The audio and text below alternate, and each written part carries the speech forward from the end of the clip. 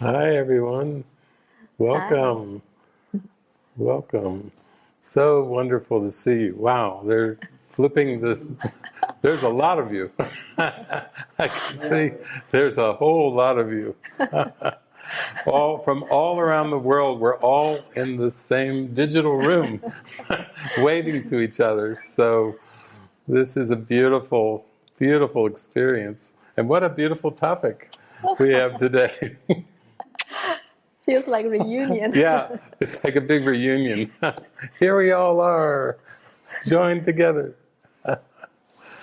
So the heart of mysticism, isn't that a lovely topic to be sharing together today? Yeah. Yeah.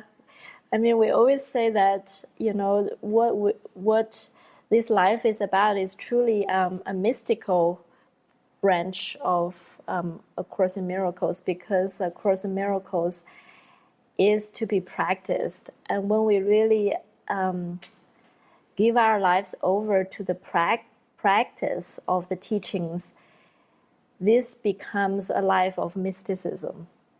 Yeah, It's inevitable. it's true. It's great to have a tool like A Course in Miracles that, on the one hand, it says it's just one form of the universal curriculum. So first of all, it's not proclaiming to be the only way in form, it's just saying it's one form of the universal curriculum. And that's beautiful. That's a beautiful message when you pick up a book that basically is telling you there's many pathways to God, and this is one of them. And then there is another part when you get to the workbook, pretty late in the workbook lessons, where Jesus is calling you very deeply, saying, simply do this, be still, and lay aside all thoughts of what you are, all thoughts of the world, what you believe about God. Forget this world, forget this course, and come with holy, empty hands unto your God. So don't you love it that this is a universal pathway, and yet it's calling you to the highest calling you could ever have. It's calling you to holiness, to recognize your holiness and your innocence. And it's given you a bit of a theology, like a springboard or a trampoline, and then it gives you a manual for teachers and a workbook lesson every day that's very, very practical. And unlike traditional mysticism, which often involved people living in caves or living out in the woods, living a very isolated life, we have a tool now that allows you to drop into mysticism from wherever you believe you are, whether it's in the middle of a city or in the middle of a desert, whether it's in a cave or a cathedral. You can take this workbook and practice it with whatever you perceive. And Jesus is saying the whole world you perceive, including even the stars that you perceive in the sky, is all part of our mind. It's all part of consciousness. And you can actually join with anything, whether it's a tulip or a mountain or a star even. You can join in your mind and experience who you really are through the forgiveness of seeing that there's nothing separate from you. What a glorious goal for your life. Suddenly you can say, it doesn't matter what I've done right or wrong in this world. I'm finally on the homing beacon. I'm finally letting the Holy Spirit beam me up, we'll say, or beam me inward to the light of who I really am. And there's nothing more enthralling. There's no adventure you've ever had that will even compare to this inward journey. And that's what we're going to talk about today, because we've taken it. We've jumped down the rabbit hole, and we're telling you it's a wonderful rabbit hole. Don't hold on to anything on the side, though, because that hurts your fingernails if you try to hold on to anything of this world. Yeah, and also it takes great comfort to start to see that, we actually have no control in any aspect of this journey. From the very beginning, when the awakening starts, when, we're ready to suddenly have this total shift of mind, and then the mind opens up. David, you always say that it's a prearranged plan, and the more I got into this journey, the more I see it. It's not actually anything you can claim credit for. It happens when the time arrives, and our part is just to throw ourselves into it and keep saying yes and yes. And really, then you started to see there is no aspect of it that you really can have control. Once you said the initial yes, when this profound shift started to happen, then the rest of the journey seems to be just lay right in front of you without any real decision in terms of how to even proceed with it. Yeah, it's exciting because the original four, Ken and Judy and Bill and Helen, when they first came together, they were praying and ready to see what the next step would be, and Jesus said, make the commitment first. He wouldn't even give them the next step of what would seem to come in their lives of publishing A Course in Miracles for the world, or with Judy and her husband Whit eventually translating the Course into 20-some different languages. They could foresee none of this, and Jesus said, make the commitment first. So your yes, if you say yes to Jesus and yes to the Holy Spirit, is the God factor. That's the biggie right there. And the rest will simply be given to you. Part of a prearranged plan in which you seem to have different little parts and assignments every day. And even the original four, they received a channeling, which I usually keep in my office, but it was basically saying, we can't really tell you much about the plan because it involves people who have not been born yet and of course have never met. and that's kind of funny too, when you're saying, can you tell me about my future plan? And the Spirit's saying, no, you're not in any position to know about this future plan because it's right here, it's right now, it's in this moment. And I know we have had to deal with this belief in linear time, which the ego invented. So we do think in terms of people and places and situations and actions, because it's like a fish swimming in the water of time. That's all the fish knows. And yet the plan itself is just given to you in the moment. In fact, the guidance that you receive in this moment is the plan of awakening.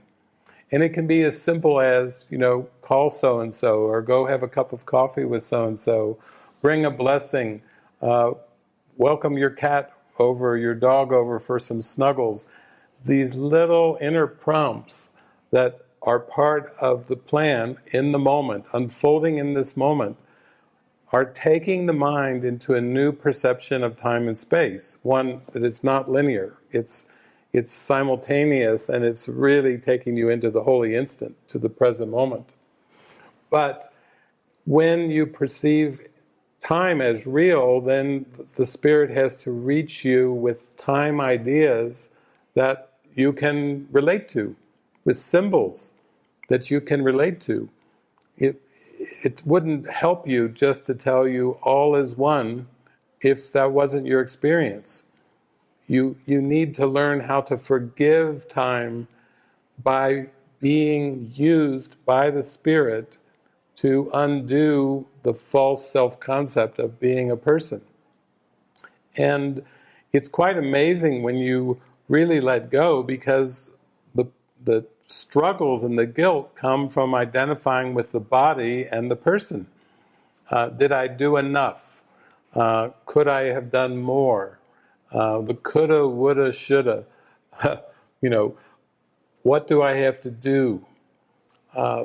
It's all guilt based on identification with the body. And the spirit has no guilt whatsoever. The spirit is just pure innocence. So you will seem to be given assignments to do, but the more you give way to that guidance and that presence, you will become less and less identified with the doer and more identified with the spirit.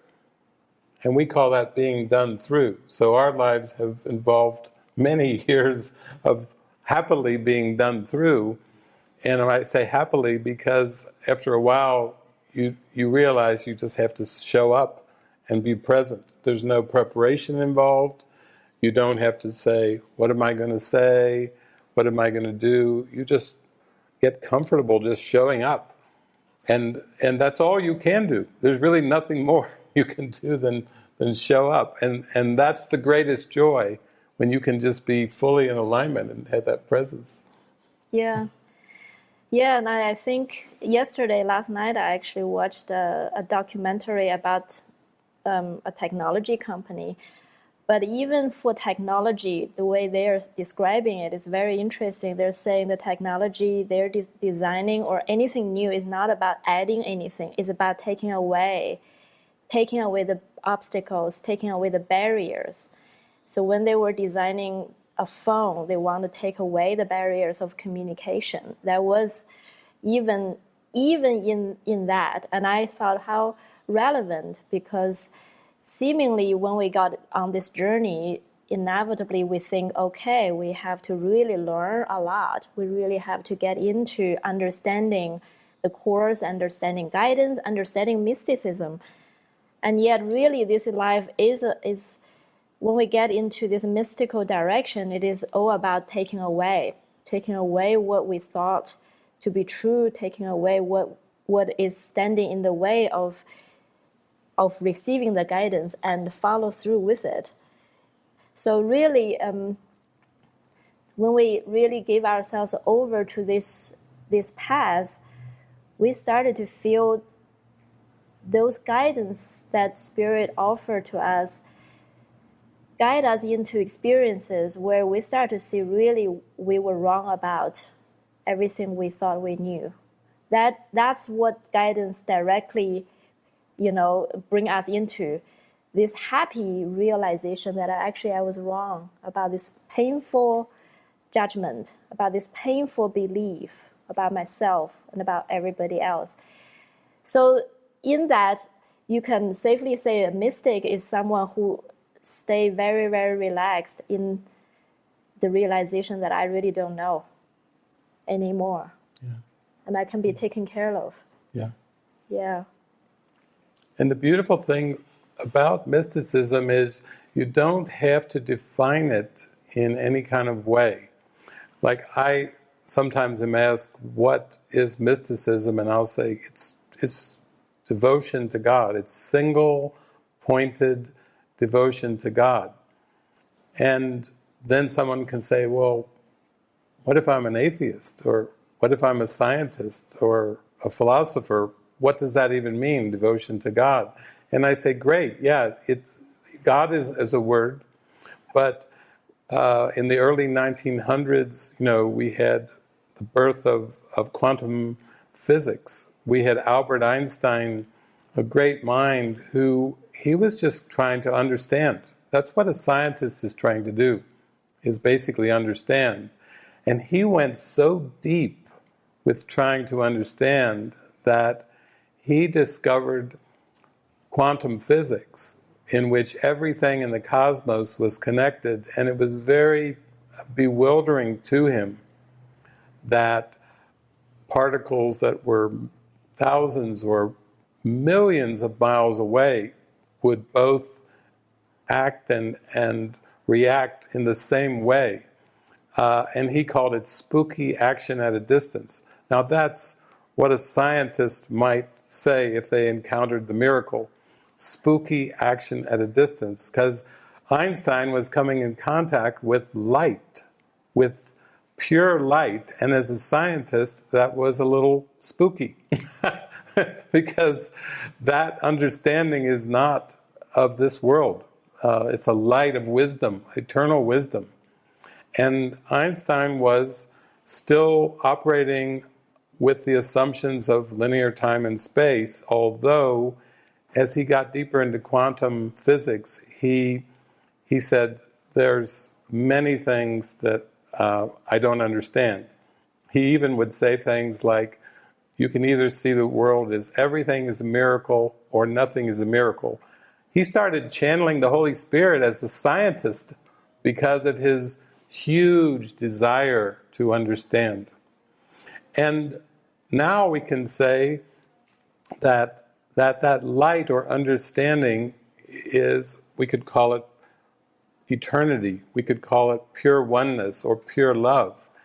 And if you're working the workbook lessons of A Course in Miracles, and you're doing them on the calendar today, days of one lesson a day, today is 111.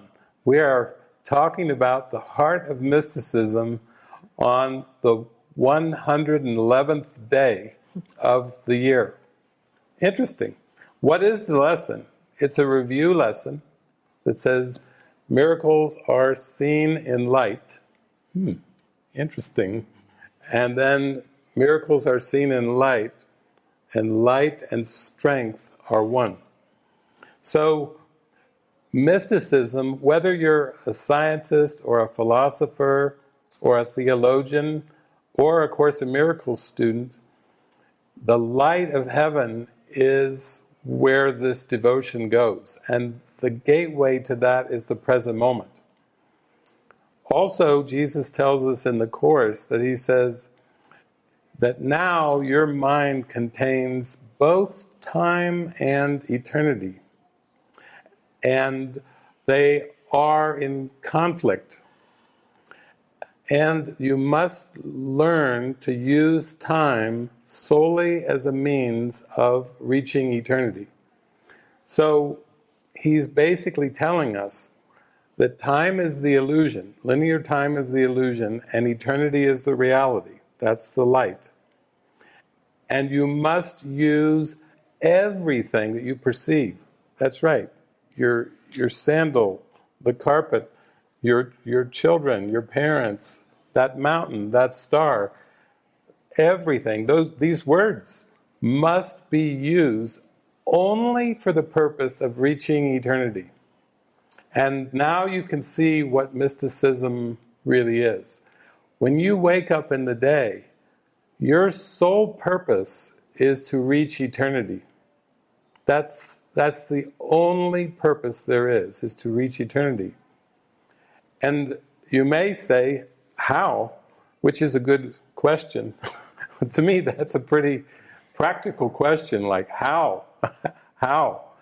And Jesus has given us a course in miracles because he's saying through allowing miracles to come through you, you become a miracle worker, you become consistently miracle-minded. And what that is you consistently come to your right mind, which is the present moment in your escape hatch to eternity. I say escape because there's no really trap there, but if you believe in time, then you do need an escape hatch because time is an illusion. So we want today to be so practical. Like, we want you to ask your questions from your heart. We want you to bring up any topic, absolutely any topic that you want. There are no taboo topics. There is nothing off limits in this heart of mysticism. That's part of the fun of it. It's so open that it's not, it has no fear in it. All you find is certainty. All you discover is invulnerability, fearlessness. Is anybody into fearlessness? That's what I'm into. Living a life without fear. That is no small goal. And that's why we're all here together. We're here to live fearlessly a life of mysticism.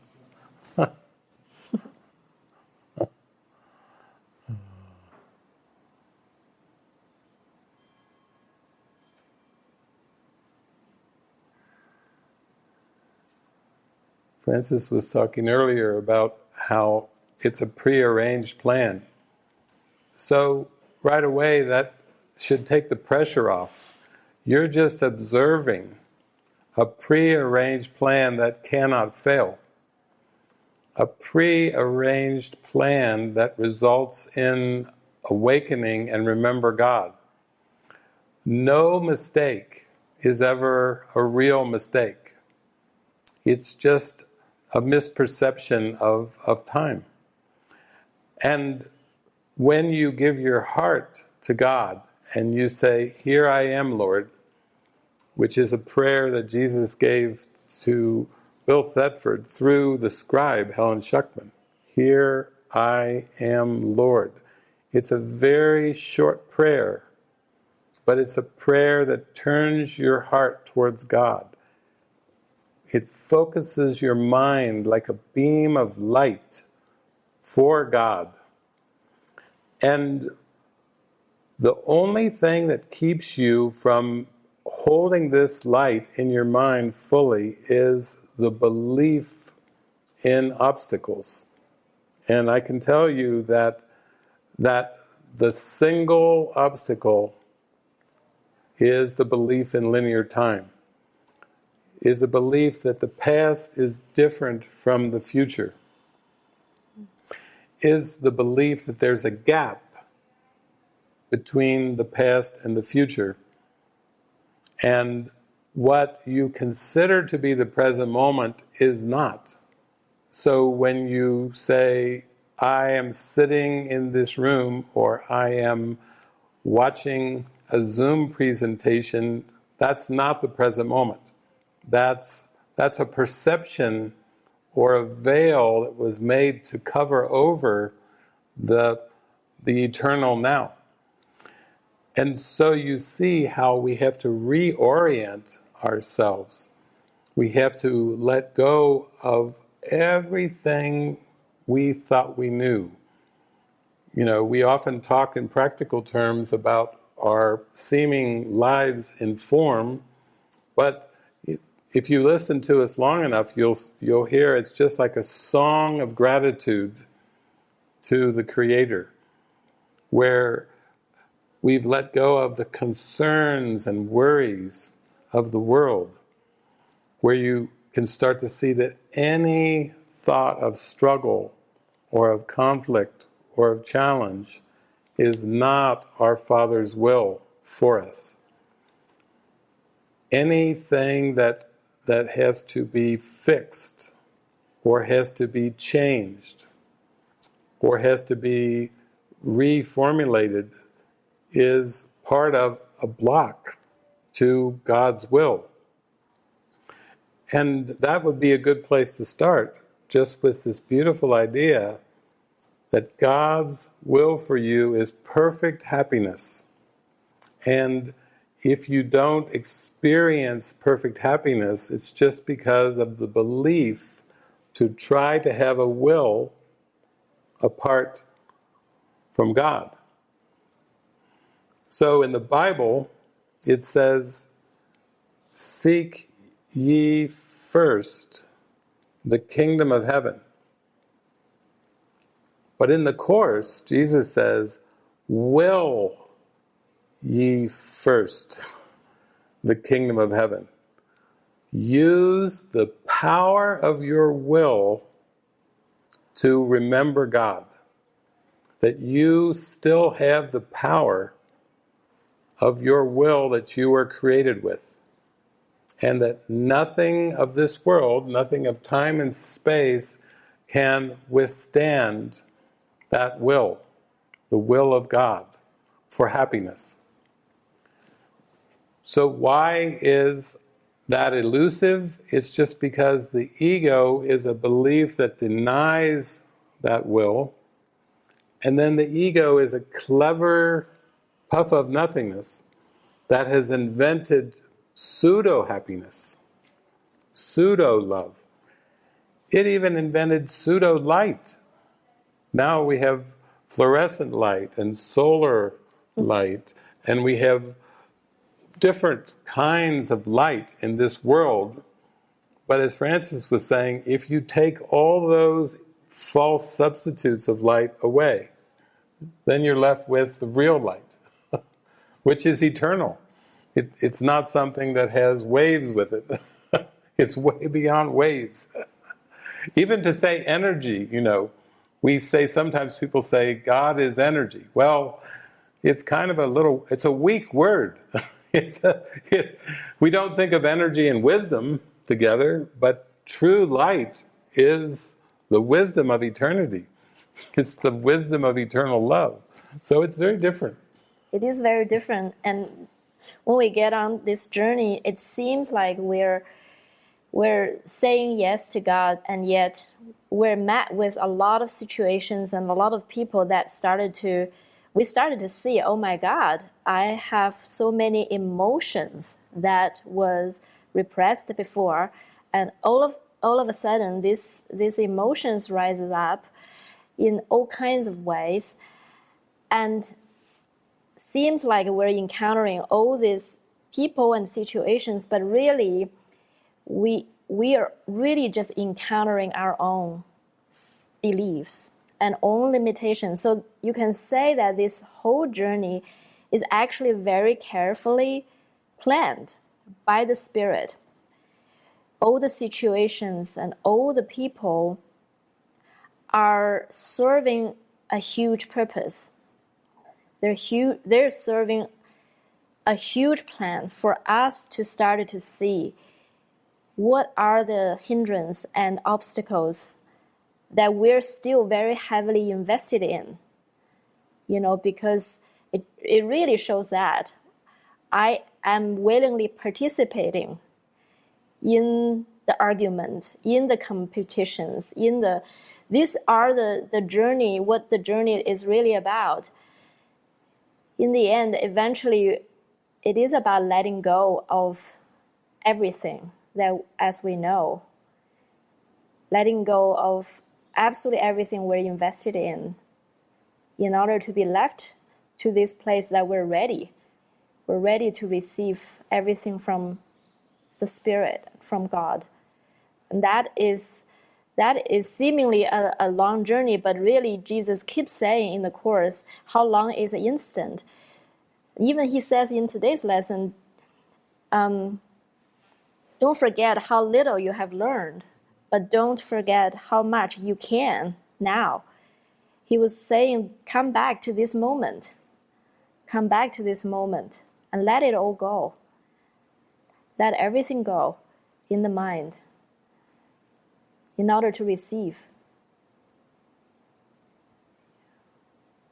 So when you think about your earthly life, you may think about skills, abilities, and many aspects of the personality self and the world that surrounds the personality self. And Jesus is basically saying none of that really matters. What he's saying is, if you'll put time and space under my direction, I will take care of them. Just like in a fairy tale, you don't hear Cinderella talking with her stepsisters saying, what happens in the next scene? The next scene just unfolds. And Jesus wants to take care of everything in time and space if you just have the willingness to join and link in the miracle. Now, how does that work practically? Well, if you are willing to be a vehicle, I'll say, or a channel of miracles, which is just unifying perception. We're not saying that you have to, part the Red Sea or raise the dead. These things could happen and have happened, but so we're not denying the out-of-pattern experiences that were surrounding Jesus and that are tied in with the Holy Spirit. But what I am saying is, if you just say, I'm willing to be used for miracles, then you're really giving your heart and your mind over to Spirit, and you're saying, you know the way, you use me, you perform the miracles through me. And then Jesus says, if there is an action component involved, meaning if there are words involved or actions and behaviors, he said, you must let me be in charge of that. Almost like if the body was a puppet, you have to give the strings over to the Spirit. You cannot autonomously try to behave as if you're Pinocchio, as if you're a real boy or a real girl, because that will just keep reinforcing time in your mind. If you keep thinking, I have to do this on my own as a person, that's not going to get you back into a remembrance of eternity. But if you are prayerful, and prayer is the medium of miracles, and then you allow everything, including the body, to be used as part of that holistic perception, then you begin to loosen the identification from the body. And this is like the pathway of A Course in Miracles. It's really listen and follow. It really involves guidance. It's not heavily focused on meditation in terms of traditional meditation, or it's not heavily focused on body positions like the lotus position. It's not heavily focused on breathing. These are a part of other methods, and they're part of pathways to God. But the pathway of the Course is listen and follow, and allow your perception of relationships and of yourself to be reinterpreted by the Holy Spirit. It's very much a feeling of camaraderie. There's a deep feelings of deep connections, deep friendships.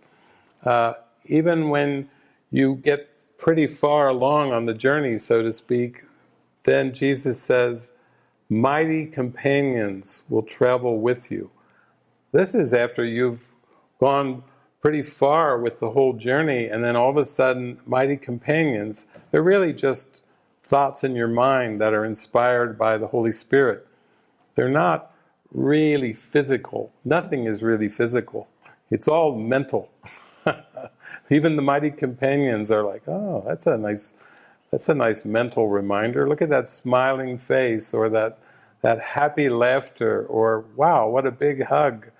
And it's all a mental experience that only seems physical.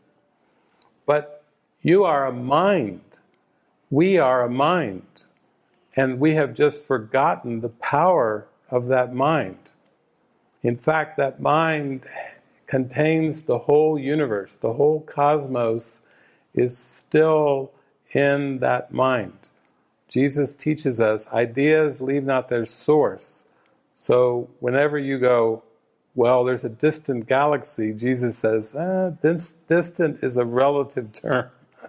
If you knew who you were, you wouldn't be saying distant galaxy. You wouldn't be saying distant star.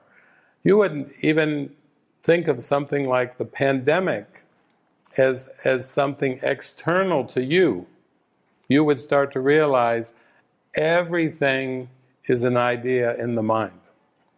And then once you start to realize everything is an idea in mind, then you start to say to the Holy Spirit, show me my real thoughts. You show me what will remind me of eternity. You guide me in ways that I focus my mind on only my real thoughts. Not on grievances, not on attack thoughts, not on judgments. You give me what I need in this moment to be helpful. So guidance is evaluated.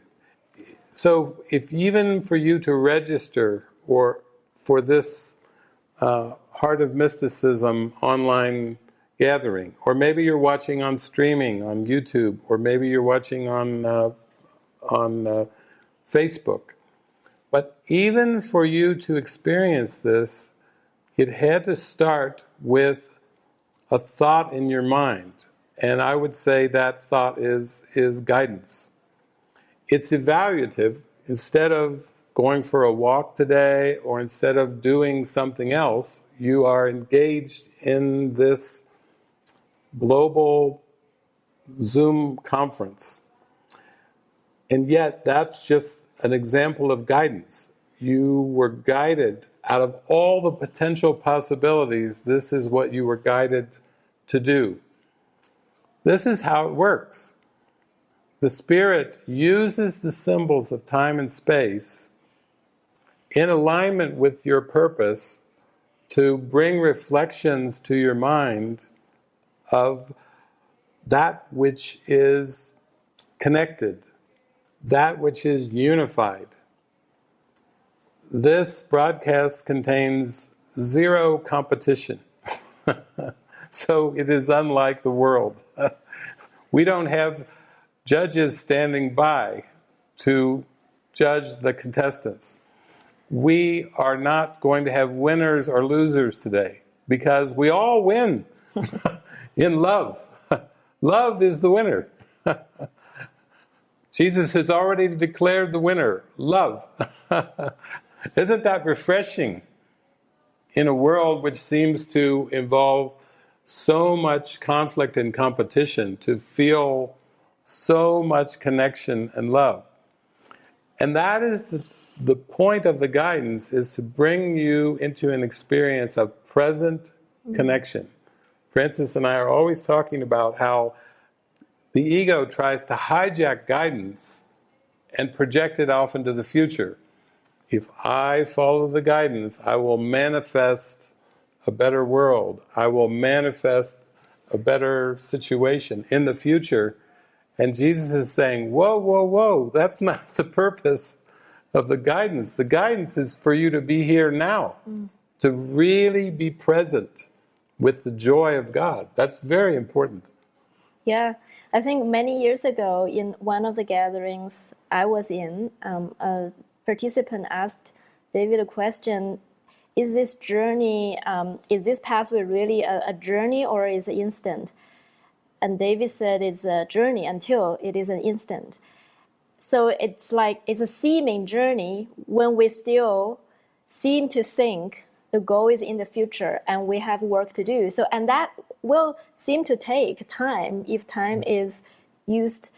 And yet what it is pointing is to accept a present happiness. And that's how I started to realize, because there is a question constantly in the mind, and even over the years, how do I know what is the guidance and what is the ego's trick or the ego's voice in my head? And the answer is, the guidance present or provides a present happiness. That is how you know. Of course, if the outcome and the result is in the future, I wouldn't have any way to know now, because I have to do what the guidance says in order to find out in the future. But that is not how spirit works. That's why David said earlier, this is to change the time idea. You know, the time idea will be shifted when we accept guidance in this moment, because we will experience this present joy and know without a shadow of a doubt that this is the Spirit, and I am accepting the Spirit's means. Then I realize that means and ends are actually together. If I accept the means, I also accept the ends, and I receive the end outcome in this moment. So it really shifts the mind that that is tempted to see this journey as a long drawn out self-improvement effort, filled with effort journey. Actually, it started to realize we have so much power in the mind in choosing and in calling out to invite the spirit in. And we also realize that spirit's answer is always here. It's always here. Maybe it takes a little sorting out to find out what the spirit thought is in mind, but it is here waiting for us to be open. And then through choosing the spirit's guidance, which may or may not involve an action, but in choosing the spirit's thought and guidance, we start to understand what guidance is, and we start to understand what happiness is in that moment. And this is the how that David was saying at the very beginning. Yes, it's very reasonable to ask, how? How do I get there? How do I change from time to eternity? And this is the how. The how is not based on our own knowledge, our own habit, our own past learning, or our own anything that we can come up in the mind. The how is just present listening and present following, and then claim this happiness right now. Yes, most everyone has experienced a beautiful moment of peace and relaxation. You don't even have to call it a mystical moment. You can just say a moment of tranquil happiness. And that is a glimpse. That is a glimpse of the purpose of time. Jesus says that in the text. Can you imagine what it means to be perfectly calm, perfectly quiet, and have a clean, open mind? That is what time is for, to learn just that and nothing more. Nothing more than that moment of peace. There is nothing more to achieve. There is nothing more to attain. And as Francis was saying earlier, even with the technology developments, it's about taking away. With Michelangelo and that statue of David, people used to ask him about, where did you come up with that image? And he said, I just had to take away a lot of marble. He described the sculpting process as the taking away of marble. And what was left was the statue. And that's what forgiveness is. Forgiveness is not adding, it's actually subtracting, it's taking away. Every day, if you just give your mind over to this removal of the obstacles of love, to the subtraction of concepts, like Buddha and Jesus have talked about. Empty your mind of everything you think, of everything you think you know. Not with fear, but as you give yourself over to this emptying, you will still receive guidance. In fact, you will continue to receive guidance until the mind is so pristine and so still that not even words are necessary. It will be that still, that much a state of being in which words are completely unnecessary. Yet, the Spirit knows that the ego made words. Jesus calls them symbols of symbols twice removed from reality. And the Holy Spirit can use what the ego made. So when I say symbols, I'm not just talking about images, I'm talking about even words are just symbols. And they become unnecessary when you're happy. I mean, when you're fully happy, all that the words can do is come through you as like tweeting birds. I often am aware of the sound of singing birds. Happens to be down where we live is almost like a bird sanctuary. We don't have to go to the zoo down here, because if we just open a door or a window, it's loud. And they sing all day long. They are so happy.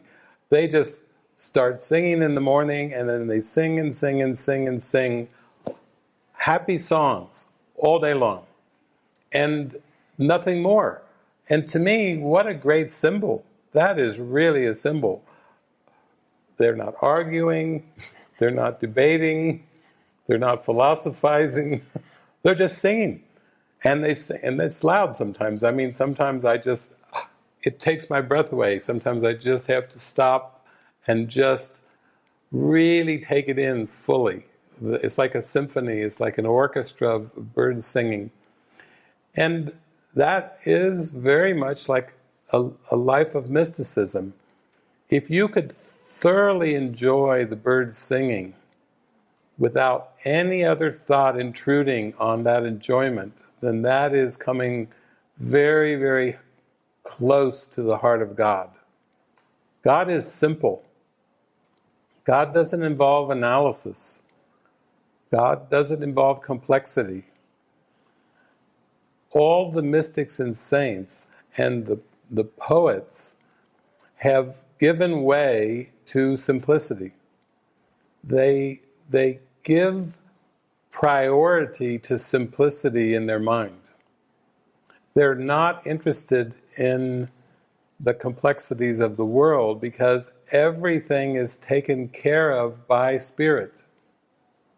So that the ego disappears when it has nothing to produce, when it can't say, I expect something of you, because you laugh at expectations.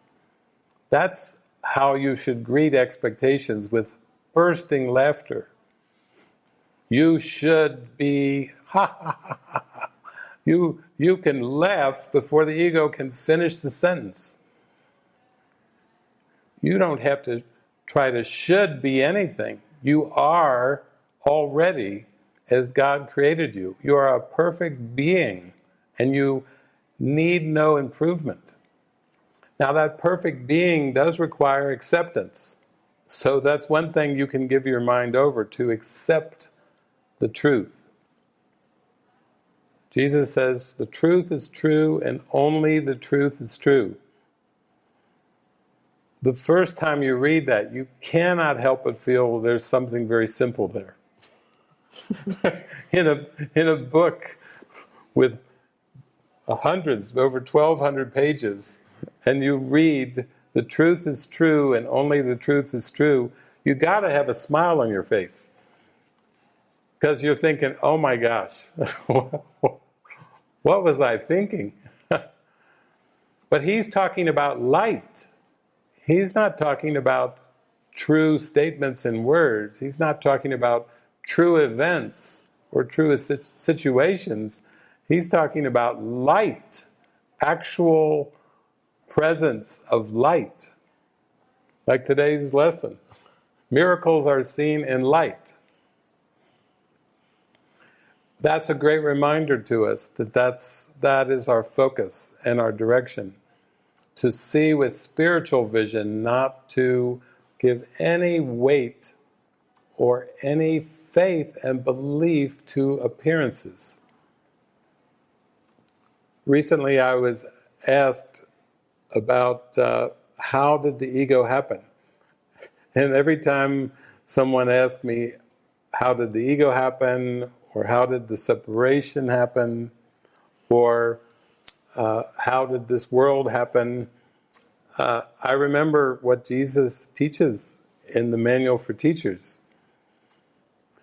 Jesus says, the ego will ask many questions that this course has no answer for. How did the impossible happen? To whom did the impossible happen? He says, there is an experience that will come that will end your doubting. There is an experience. He's talking about the atonement, the first miracle, the last miracle, and all the miracles in between. There is an experience that will come that will end your doubting. He doesn't say there was a theology that will come to end your doubting. He doesn't say there's a philosophy that will come to end your doubting. He doesn't even say that angels will drop out of the sky into your living room and it will end your doubting. He's saying an actual experience, there's a direct experience of God that ends all doubting forever.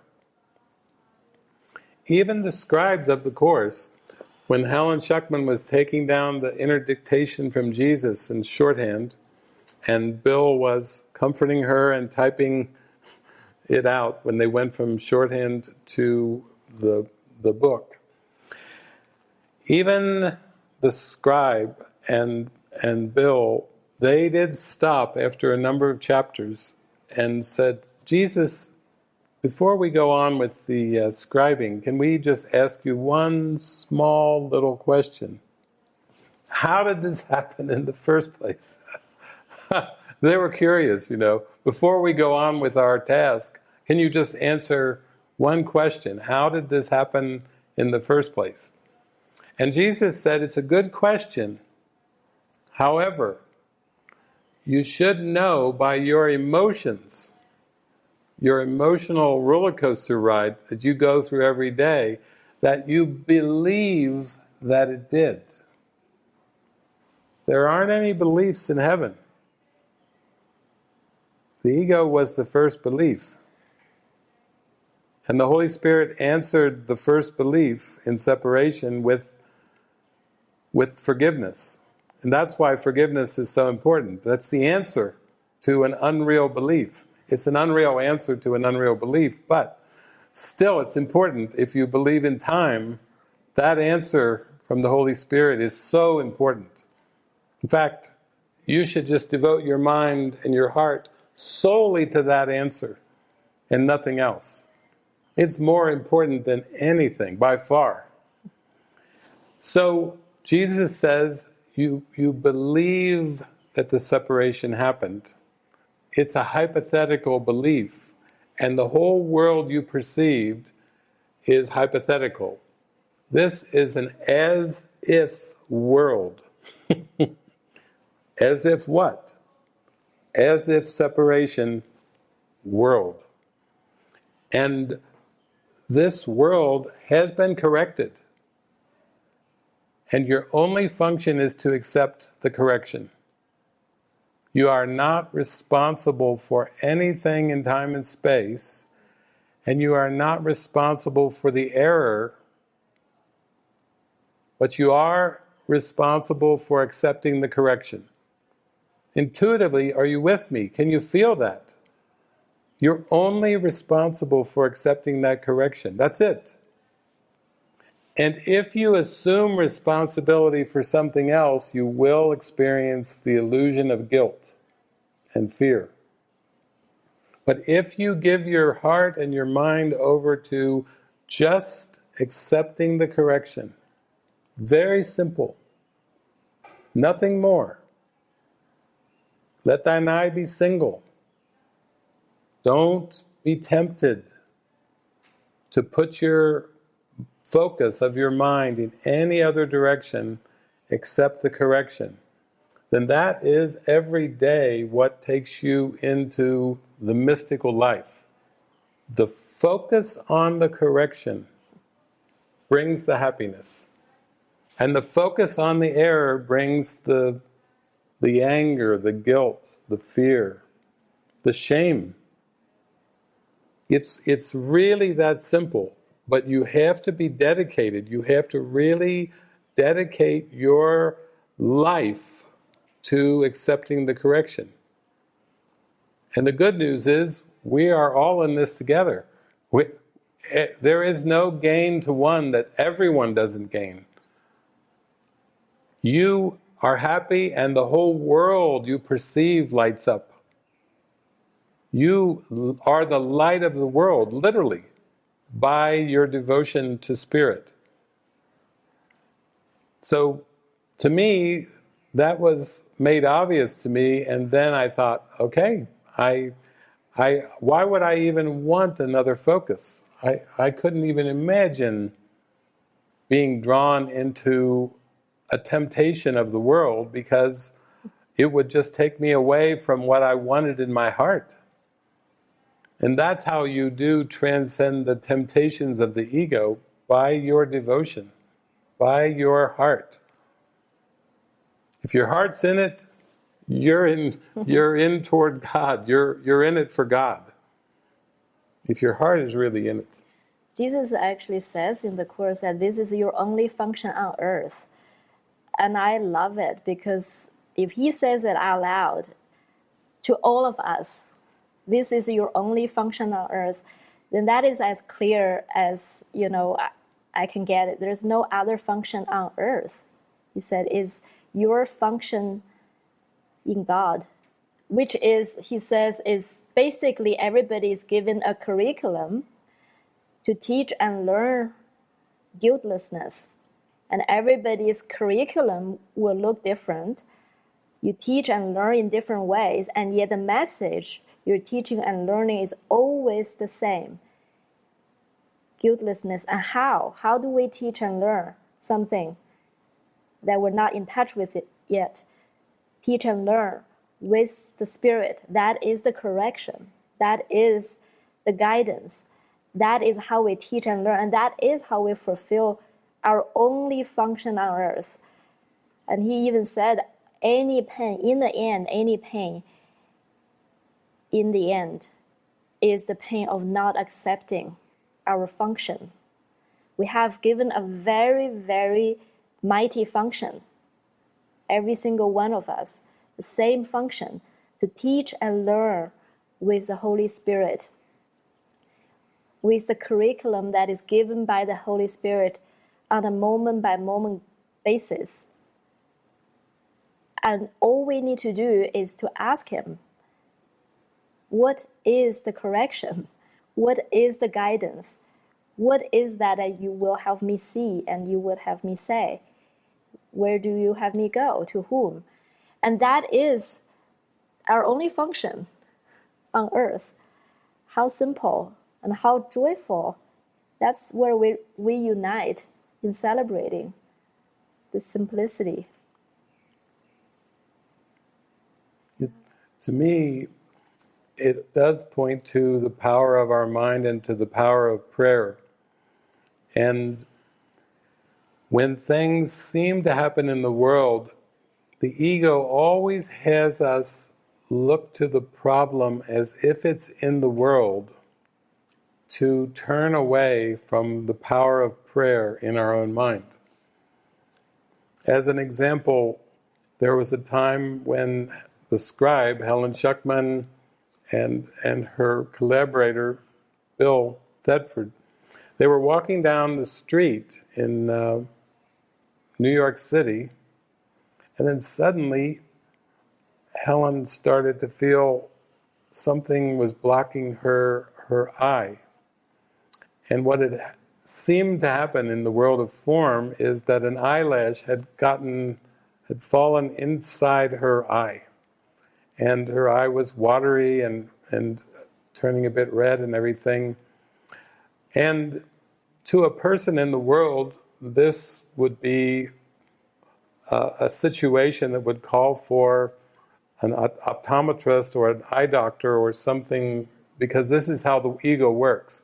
The problem is the eyelash in the eye, and the solution is going to a specialist to get the eyelash out of the eye without scraping or damaging the eye. Okay? I'm giving you a real practical example. And yet, what Bill and Helen did was they were actually walking by a Catholic church when this happened. So they didn't go to the optometrist, they walked into the Catholic church, and they went in to the pews and to the sanctuary, and then they prayed. And as they prayed, Helen joined her mind with Jesus like she had done with so many scribings and channeling. And after so many seconds, a smile came to her face, a sweet smile, and Bill looked and the eyelash was on the cheek. Now, this is practical. This is a teaching example that through the power of prayer, the eyelash was delivered to the cheek. And this is no different than parting the Red Sea. This is no different than healing the sick or raising the dead or casting out demons. There is no order of difficulty in miracles.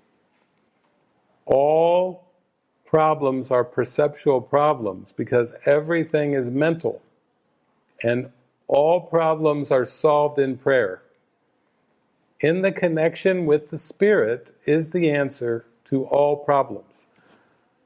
Be they physical illness problems, because there is no physical illness. Be they financial issues. Be they emotional struggles. Even being possessed by a demon, which would seem to be a very difficult thing. But when Jesus would come to someone who is brought to him and they said, he is possessed, he is foaming at the mouth, he is chaotic, he's out of control, they would say, possessed by a demon. Jesus was the way, the truth, and the life, was one with God, with Spirit. And all Jesus would say, coming from the prayer in his heart, is, leave him. And he would say it quite firmly, leave him.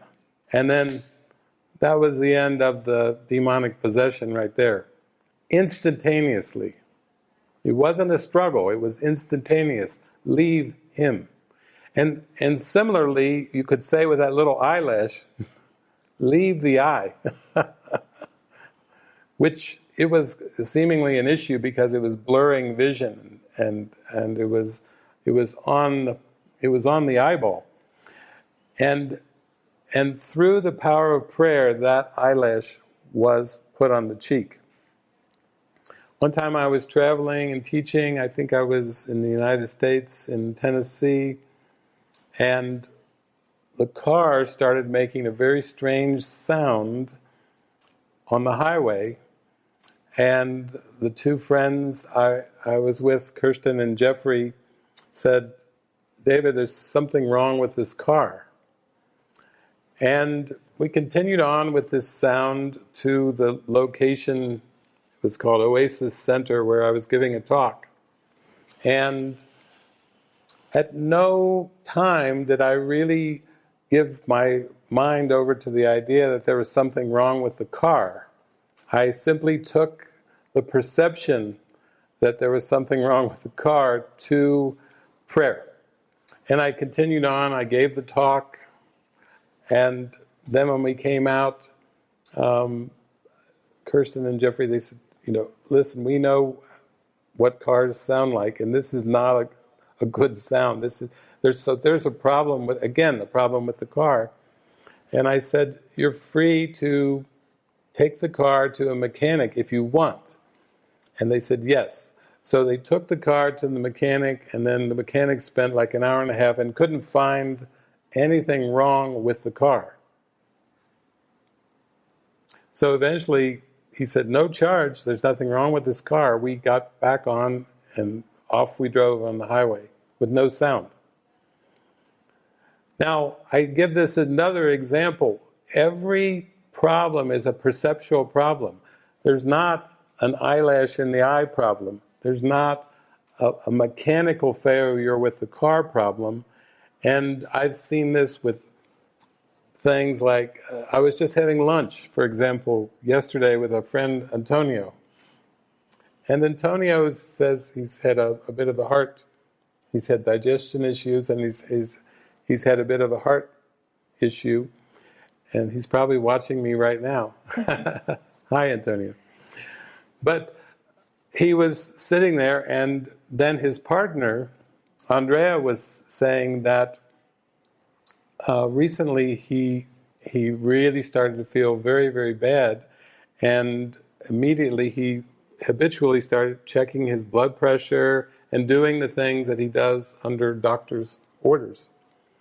And Andrea started speaking to him after she had prayed to Jesus and basically saying, "What are you doing?" She started questioning the blood pressure checking, and he had called his doctor for instructions, and yet when she spoke to him from praying with Jesus, he said it was like an explosion in his mind.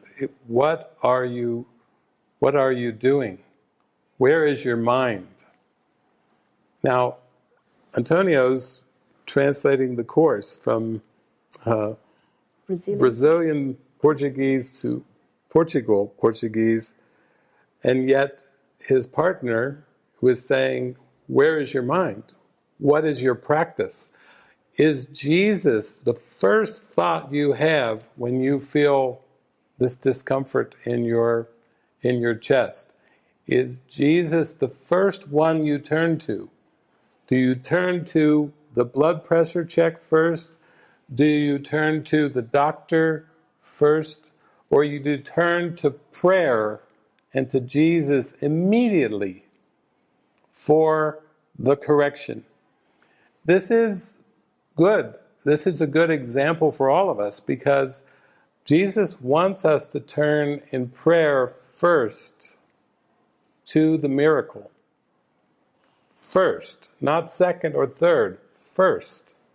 And when Antonio did this, he started receiving instructions from Jesus. Jesus told him to wait and then to take one pill, and then an hour later he was told to take another pill, and then everything cleared.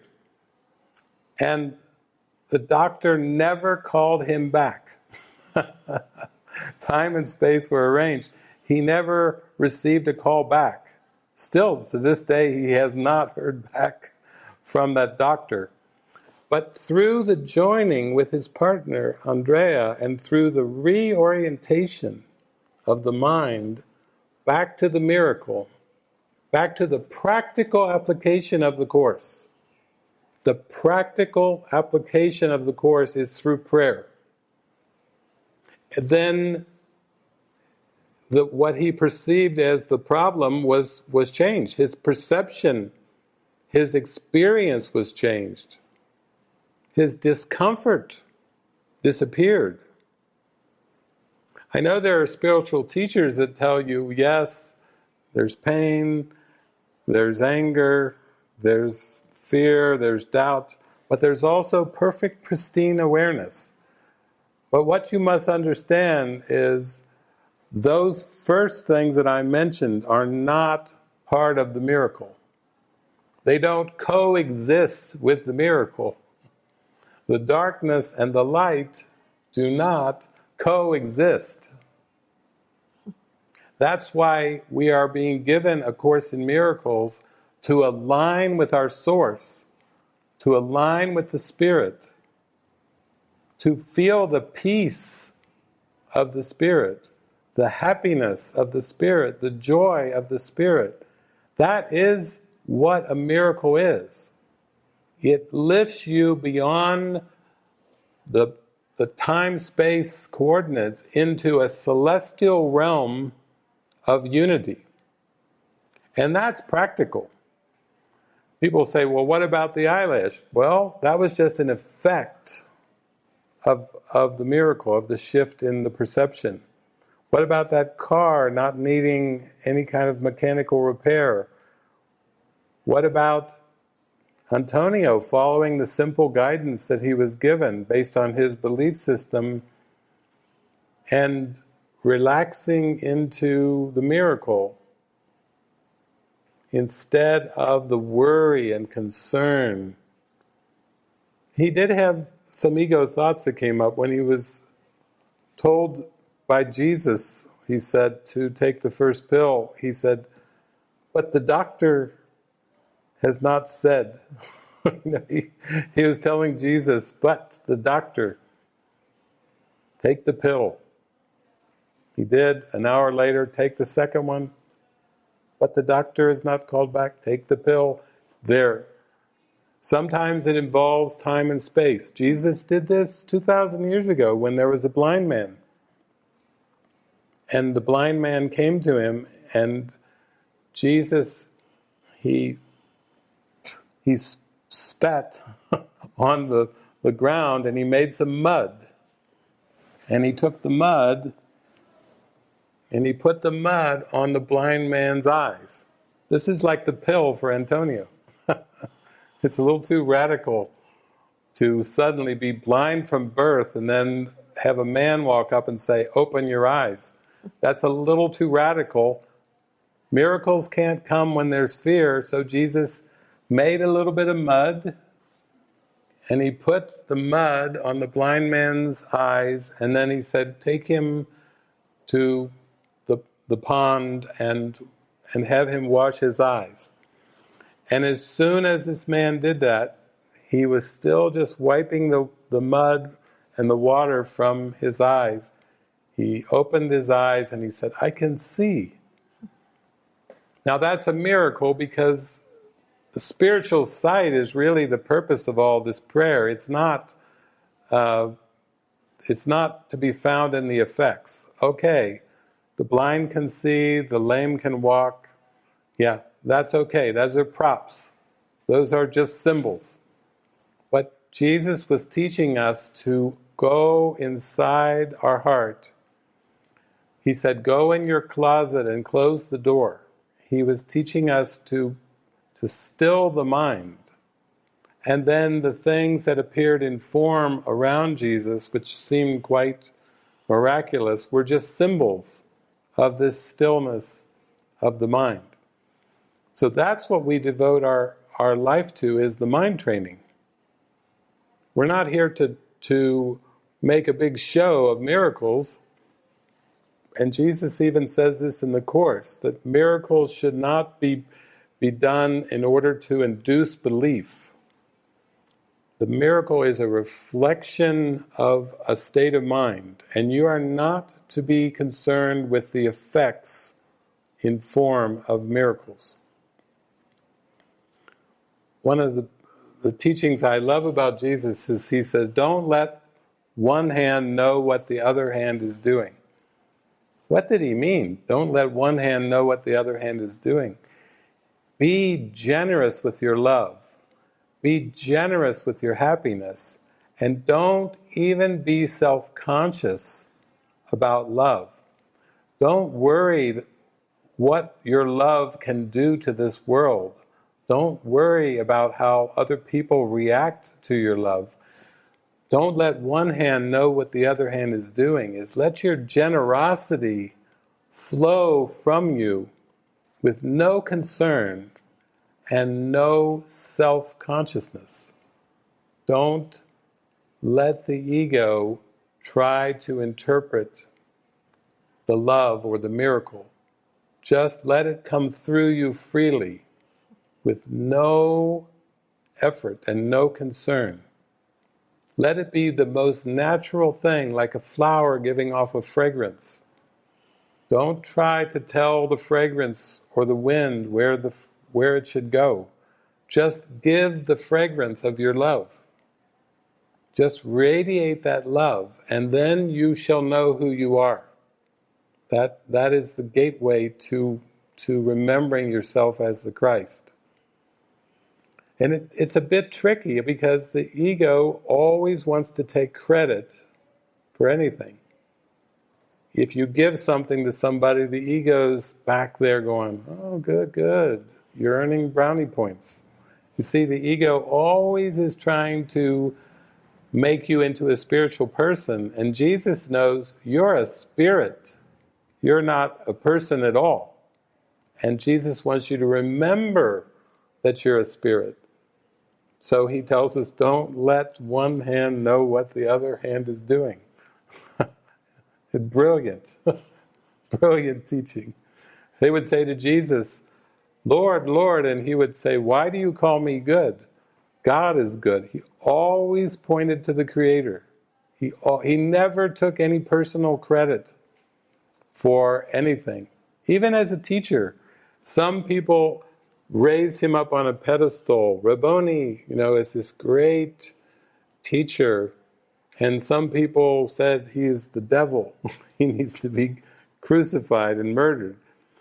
But he did not join with the exaltation of men, and he did not join with the fury and the anger of men. He knew in this moment that he was spirit, and he didn't need either exaltation nor to be degraded. That had no meaning to him whatsoever. Jesus had been freed of pride. So it wouldn't matter to Jesus if he had 0 Instagram followers or 4 million Instagram followers. They would be the same for Jesus. Because spirit is even beyond the concept of followers. It doesn't need followers to be what it is. It simply is what it is because of God. Because God is spirit. So this is freeing you up from the idea of, did I do enough? This is freeing you from the belief of, am I worthy enough? Your worth is established by God.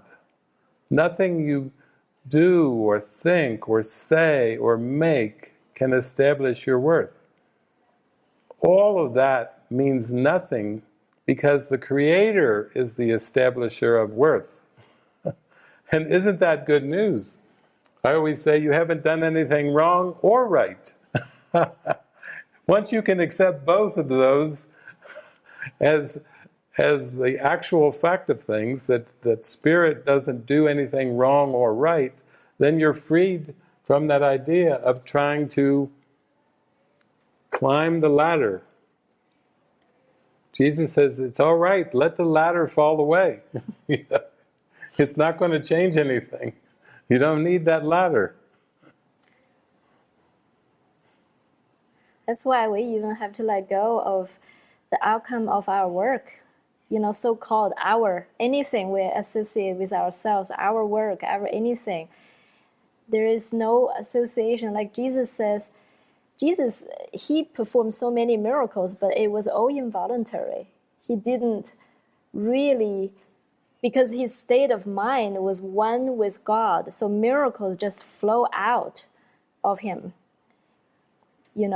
Just is a natural spillover, because your mind is so in alignment with the mighty God.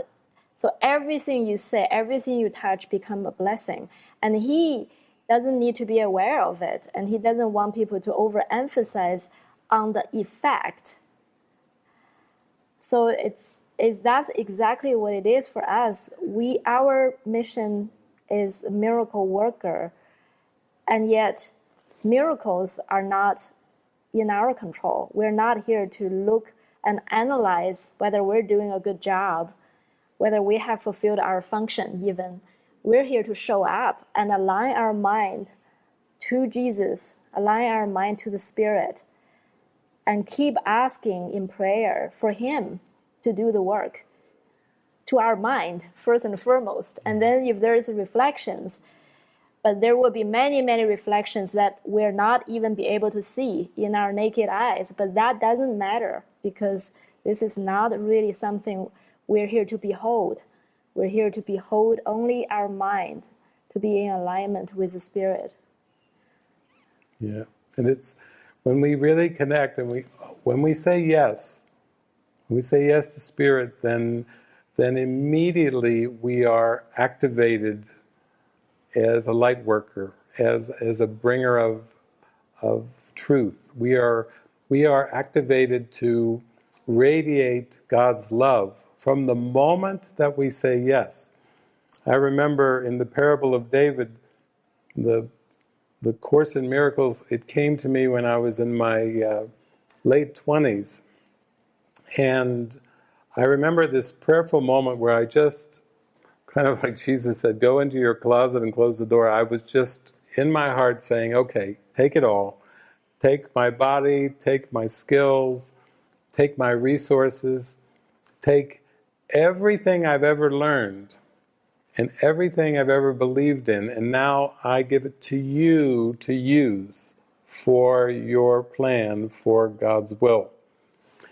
And it's funny because as soon as I did that, then Jesus said, okay, that's the end of your career pursuits. Actually, I had quite a few. I was in university for 10 years full time and learning and taking exams and taking all kinds of projects and tasks. And then in one instant, Jesus said, wipe. Your education has stopped. Your career has stopped. Your future goals and ambitions have stopped. Now you work for me, and I will give you the instructions. But one of the first instructions Jesus gave me was to delete my resume.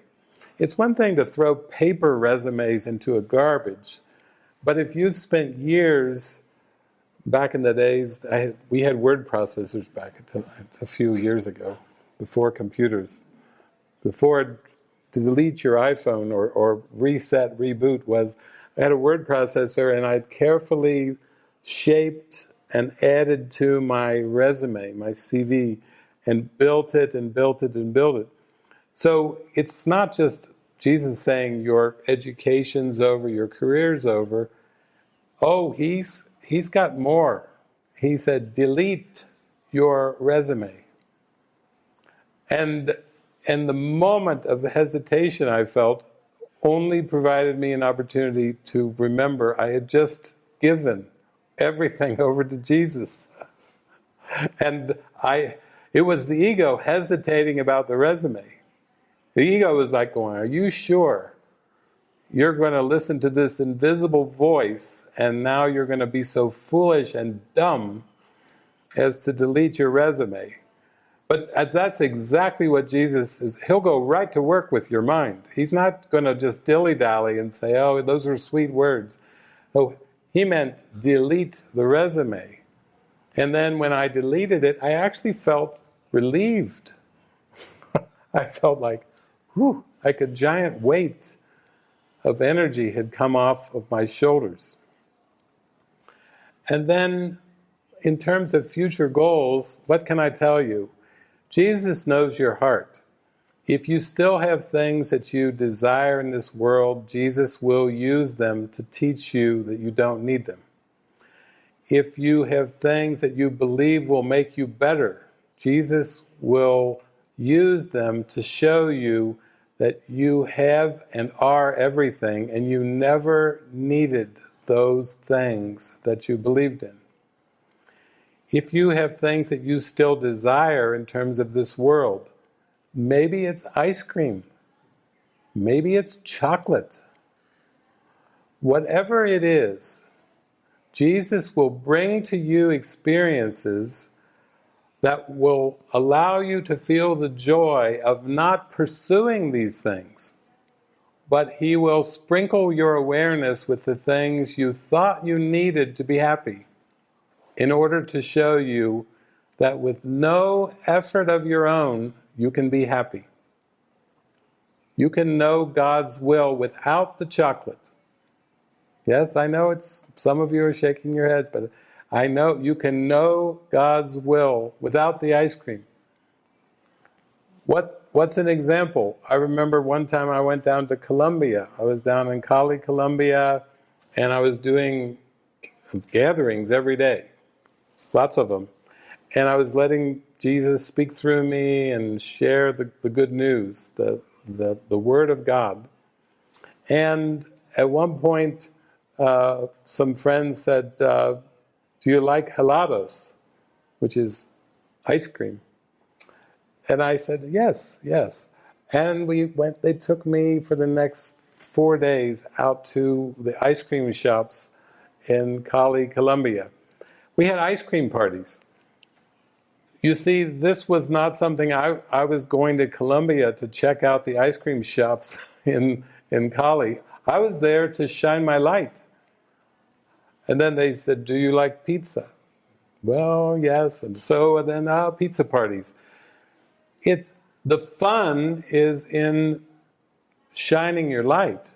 You don't have to go after things to make you happy. Your purpose is where the happiness, and then all else will be added unto you. Those are like little whims. Jesus knows your heart. Jesus knows what you like. He'll even use those things as part of your happy dream awakening to the point where you see you don't need those things to be happy. But those are like the window dressing. Those are little props that get used. And I talked to a friend yesterday, and she said, well, the Course is really hardcore. It seems, she said, the Course seems to me like all or nothing. And how do you live with that kind of all or nothing kind of feeling? And I said, oh, Jesus is so generous with the symbols. I traveled around to 44 countries. Jesus will use the dinners and the laughter and just the being together to experience the joy. And Jesus is not like a hard general about this symbol versus this symbol. He's so generous with the symbols. He flooded my mind with beautiful symbols that I believed in, only to show me that in this moment I have everything. But he used the symbols to take my mind into a place where I could see that I was deprived in nothing. I was lacking nothing. That's how generous the Spirit is. It just it expands your awareness and keeps expanding your awareness using the symbols of this world to help you feel so filled up on the inside of your heart that you can smile and you can realize, and I really never needed anything. It was always right there for me, but I just didn't see it. It's happy. It's generous. We have a generous spirit that wants us to know the depth of who we are. It's very, very generous. I hear my cat playing. Sounds like my cat is playing or eating something. Eating. It has to be one of those two. For sleeping. Not too many options. Well, what do you think? You think we're ready to open it up? We're ready to open it up to all of you beloveds to join us with whatever is on your heart. And I mean whatever. It doesn't really matter. Because we're here to celebrate this beautiful heart of mysticism and to realize that Jesus has got us. We are in the tractor beam. Here comes our little critter ISO. He may come onto the set today because he sometimes does that. He's quite photogenic. So, Pete, calling Pete. If anybody wants to come on camera and share where your heart is at and whatever is touching your heart right now, then just raise your digital hand and Pete can call on you so we can all be blessed by your sharing. Yes, and we've put some instructions in the chat on how to raise your digital hand. and you will be translated into a couple languages, so please speak slowly for our translators if possible. So we can start with Rosanna, and you can unmute there.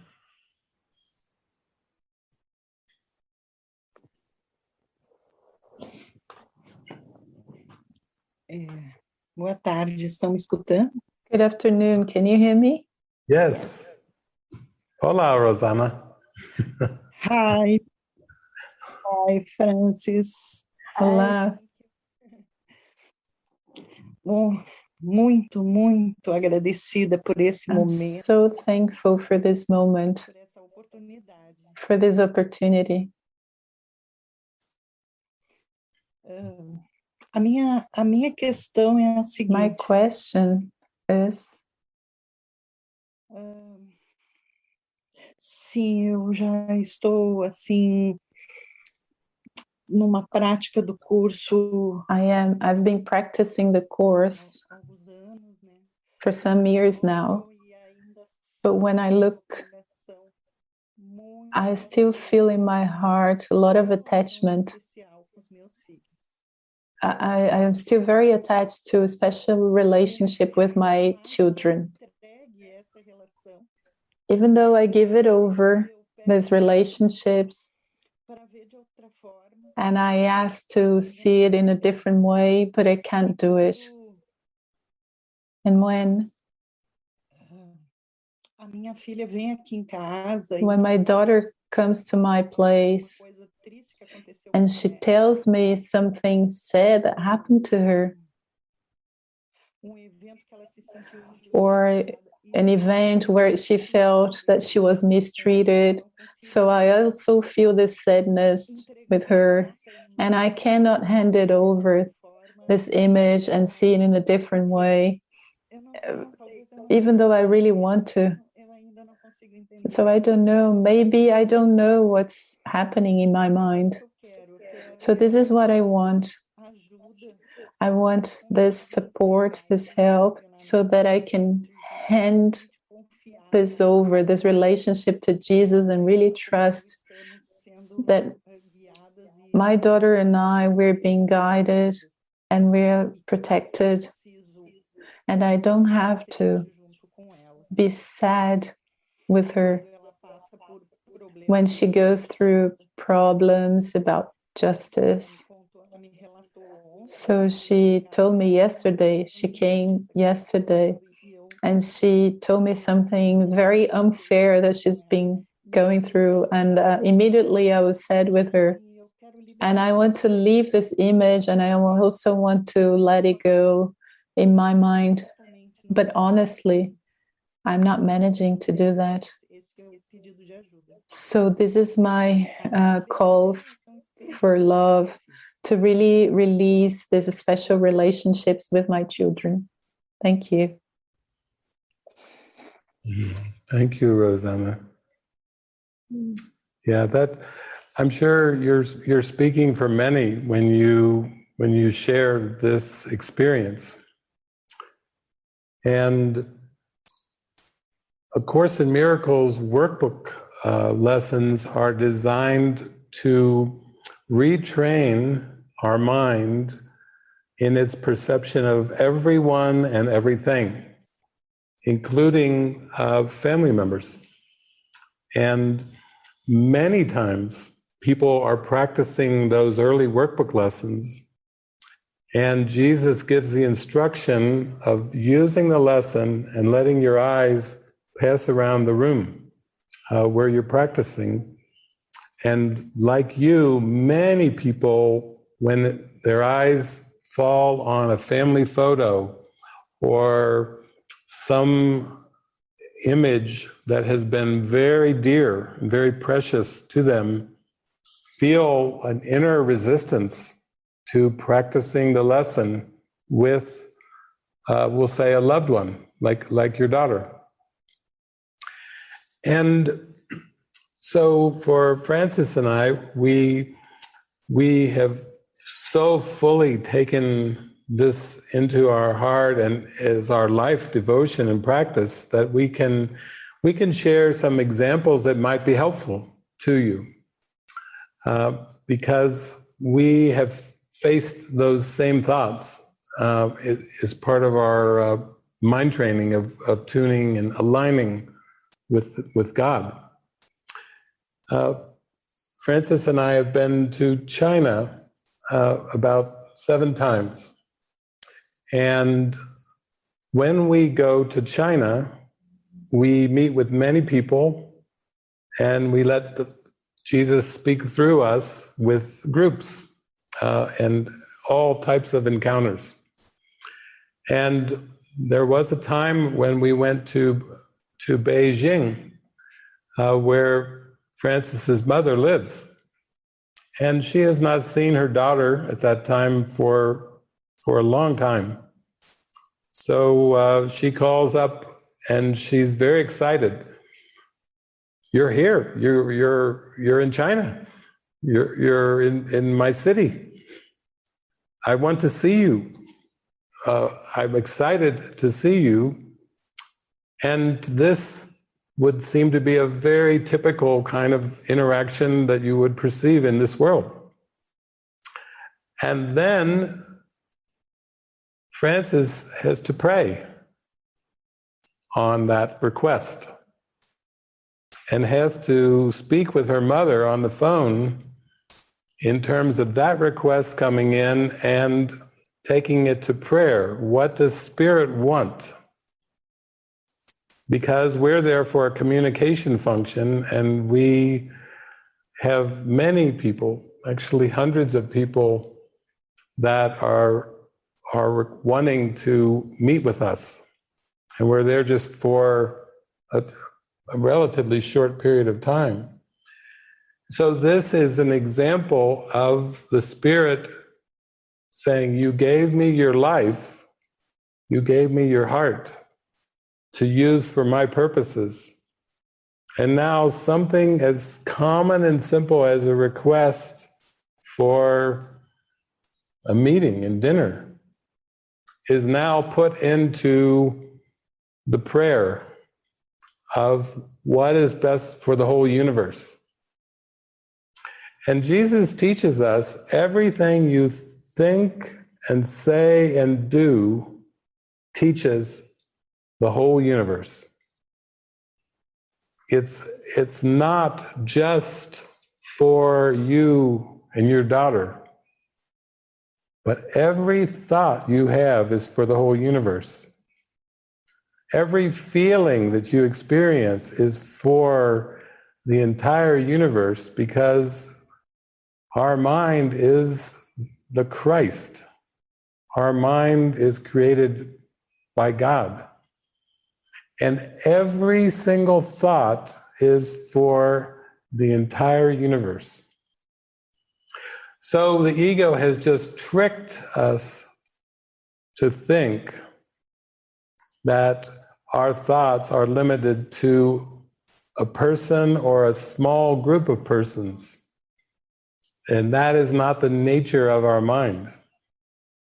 And therefore, when we follow Jesus, we are loosening and undoing from those beliefs and those thoughts that limit us and bring fear to our mind. So this interaction you are describing when your daughter comes to visit you is a holy encounter that is the purpose of releasing the mind and the whole universe from the belief in the ego. That is the purpose of your meeting with your daughter.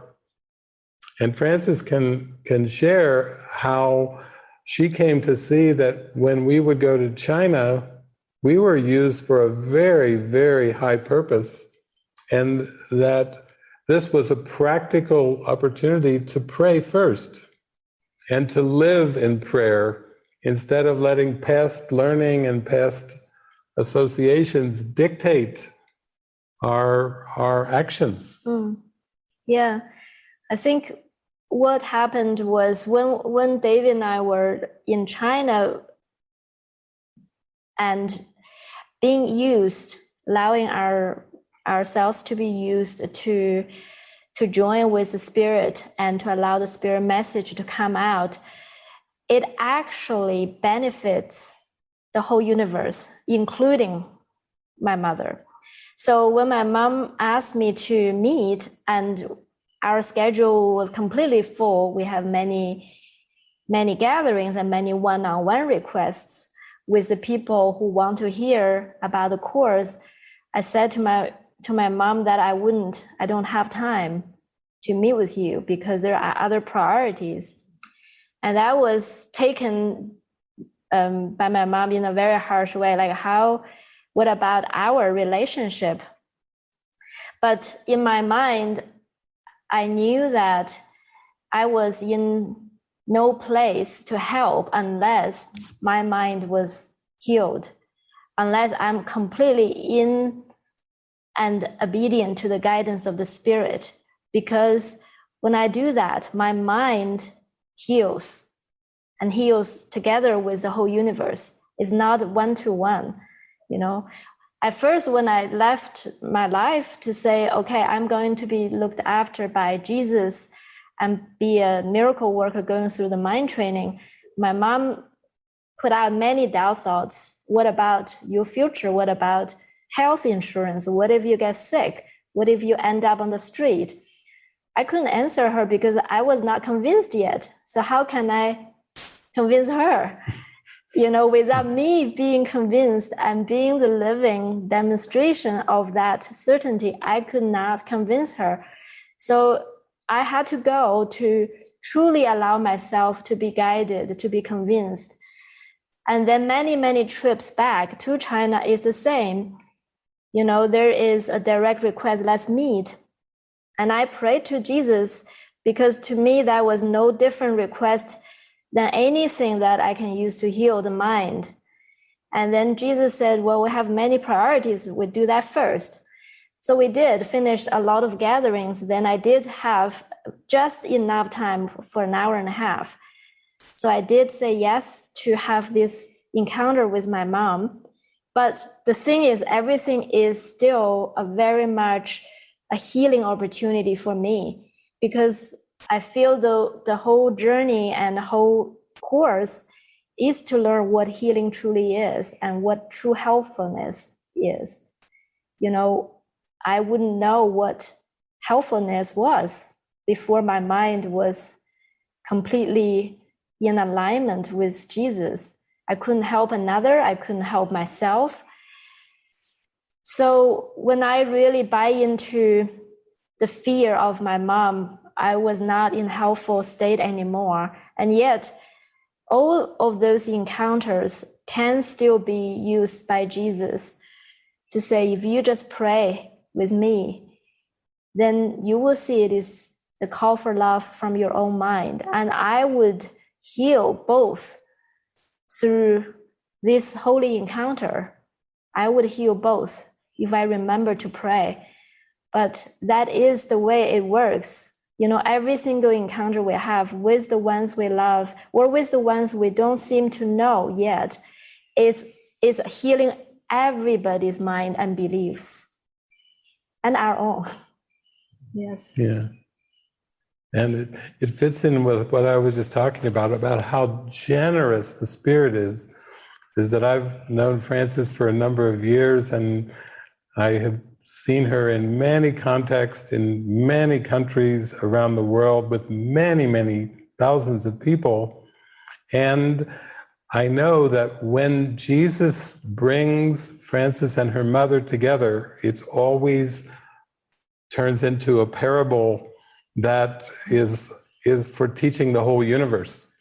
She has had so many amazing parables that her mother, who was identified as an atheist, has had mystical experiences now from Frances not compromising, from Frances staying strongly with Spirit, that her mother has had mystical experiences and even said to Frances, how do I tell my friends about these experiences now? And Frances said, it was just for you. So there have been many experiences even a friend of ours, Judy Scotch-Whitson, said she should write a book about one of these experiences because it's so helpful. It's so helpful for everyone in the universe that she should write a book about just one of these experiences would bring a blessing to many, many people. Just a book of one of her experiences with her mother. So that's what we want to convey, is that there's no loss. There's no sacrifice of love. There's no sacrifice of connection when we do God's will. And there's only gain. There's only blessing that comes from it. When your daughter shares a story of feeling misused or unfairly treated, that is your opportunity to bless her, to bless you, and to bless the entire universe by teaching that God is with us. And if God is with us, nothing can be against us. That's from the Bible. If God is with us, who could be against us? And it takes willingness to be shown that. This is that under God, in God's grace, all is fair. And the ego is trying to convince us that things have gone wrong. In fact, what's your podcast tomorrow is that all things be exactly as they are. That's the title that Jesus has given for Francis's podcast tomorrow. What a beautiful title. Let all things be exactly as they are. But we must let the grace of God show us that.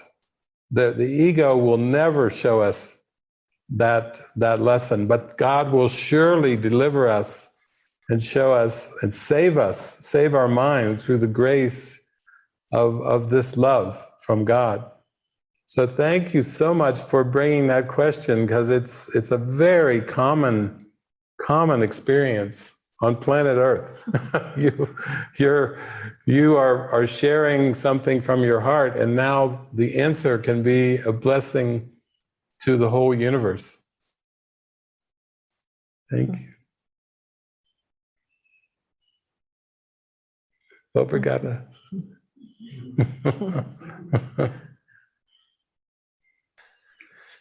Okay, well, we could go to Ligiane. You can unmute there.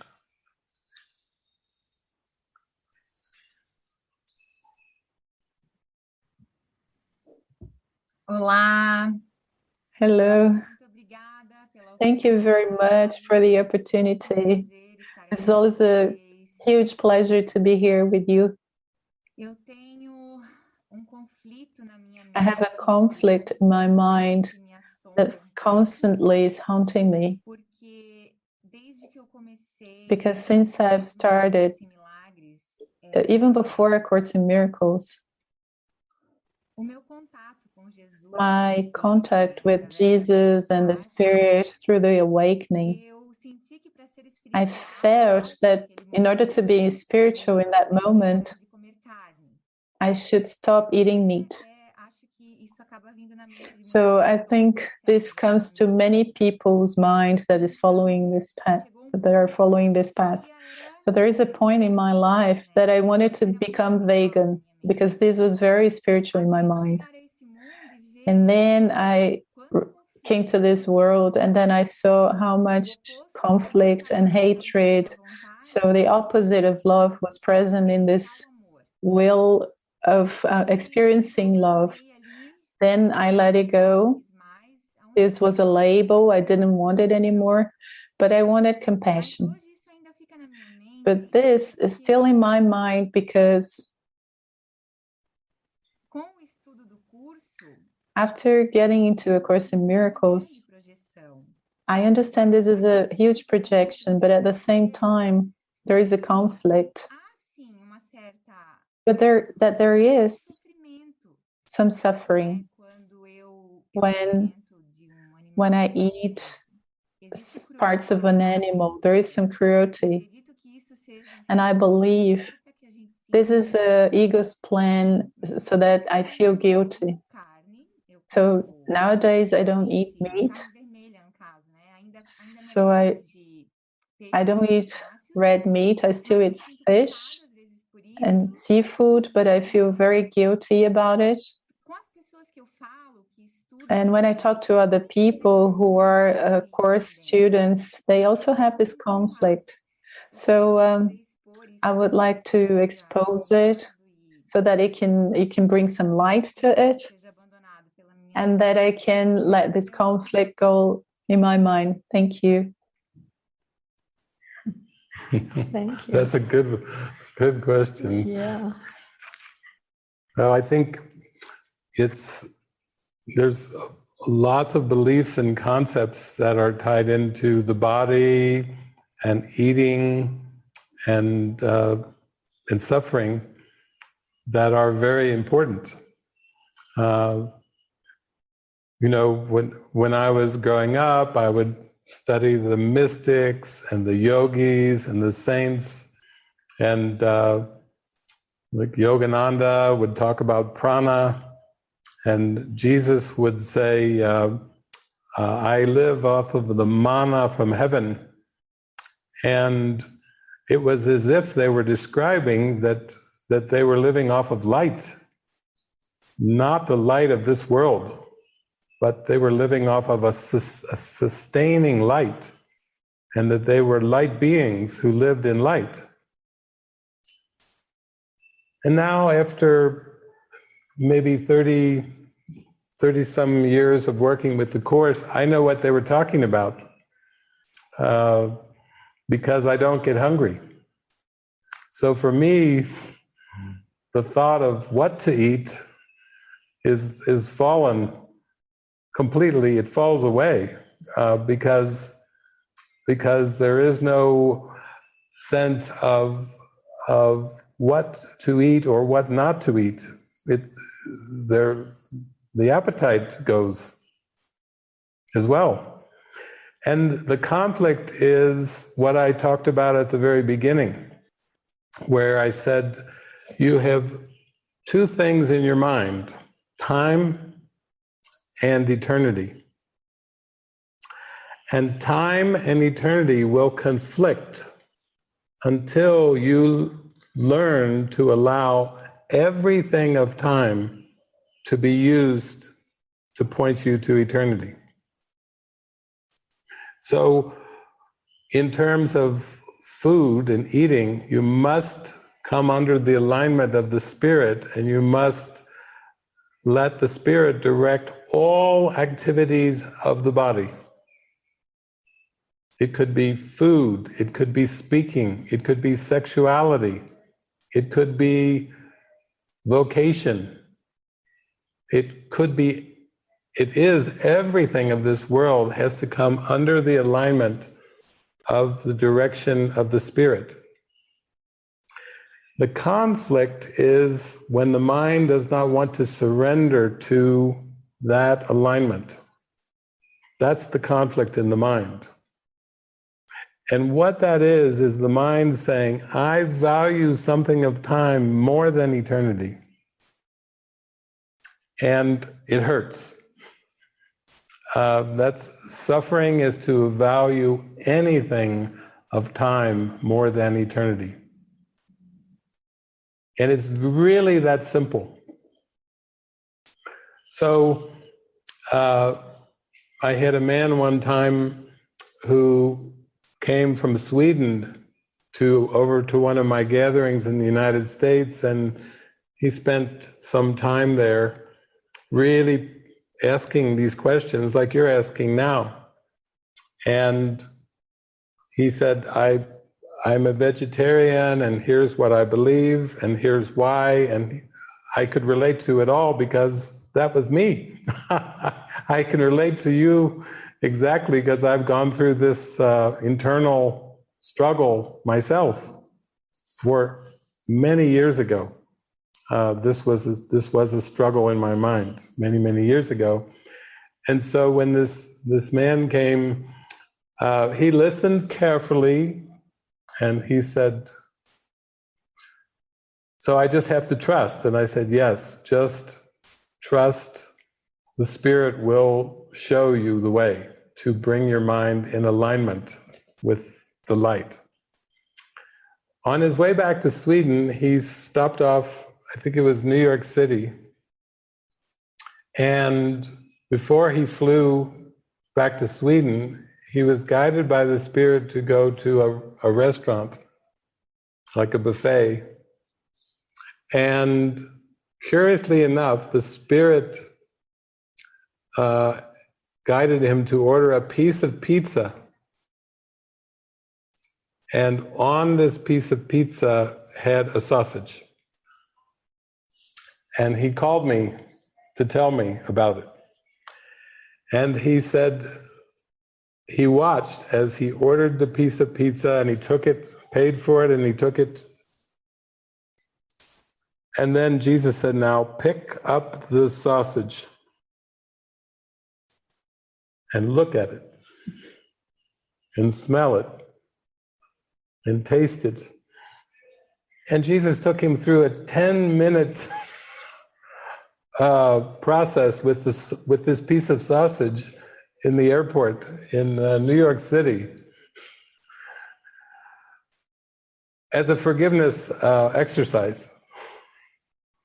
Because while he was doing all these, following the instructions of the Spirit, he was noticing his thoughts and emotions and resistances come up in this pizza sausage exercise. And this is not unlike anything anyone goes through. It can relate to situations, it can relate to relationships, it can relate to all manner of beliefs that are held in mind.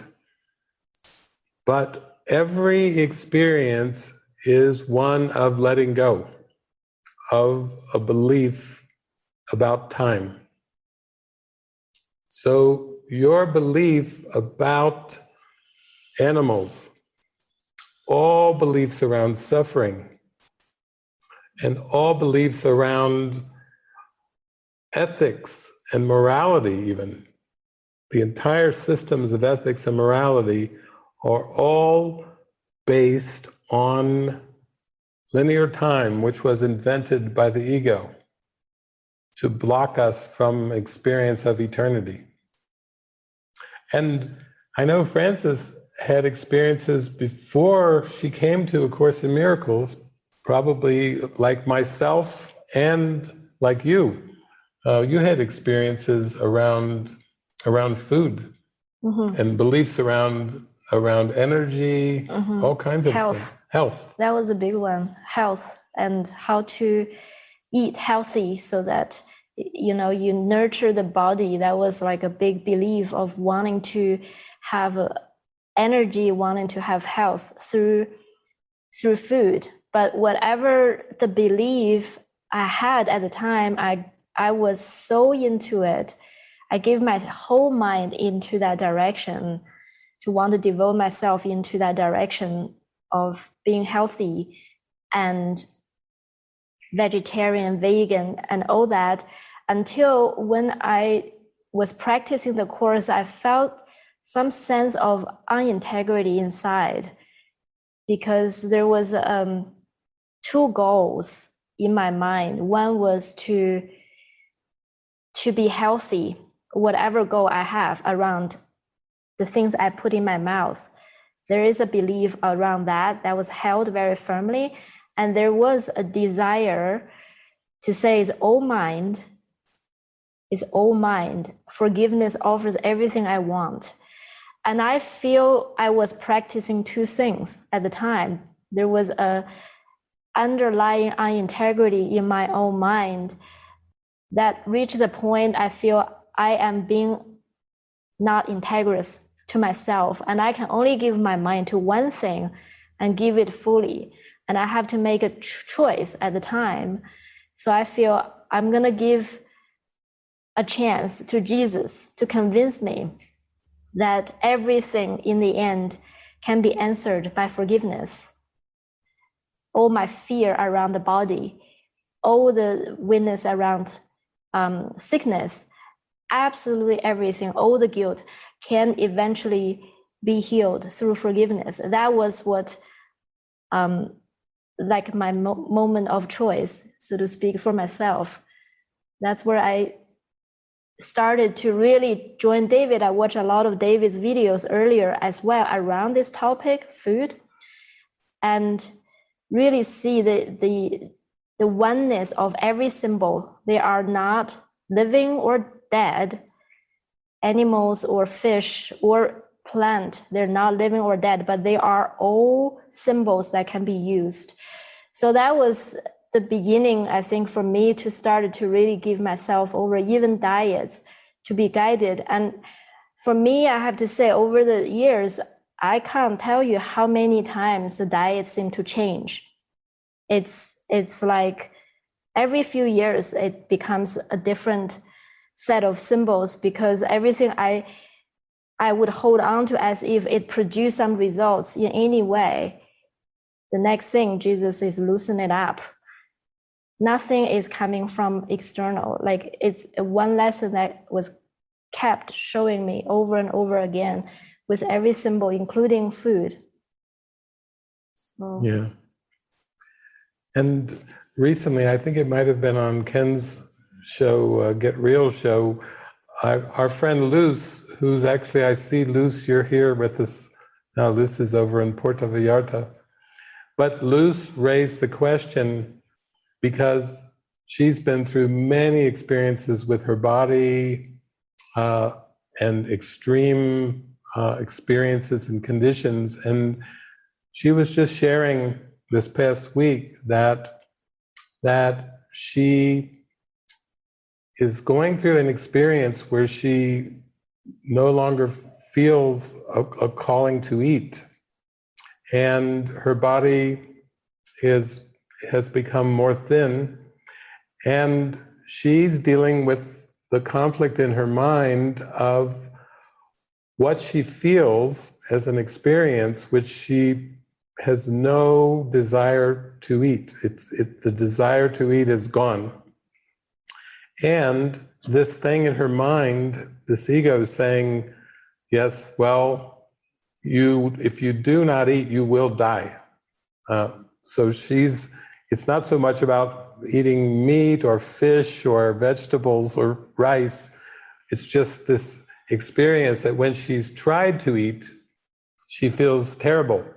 If the food goes in her mouth, she feels very bad. When she just goes along day by day intuitively, which is not involving the desire to eat, she feels content, peaceful, happy. So now for her, the thought is facing the past. The past conditioning is saying, for a human being, not eating is a dangerous thing, because it's talking about death.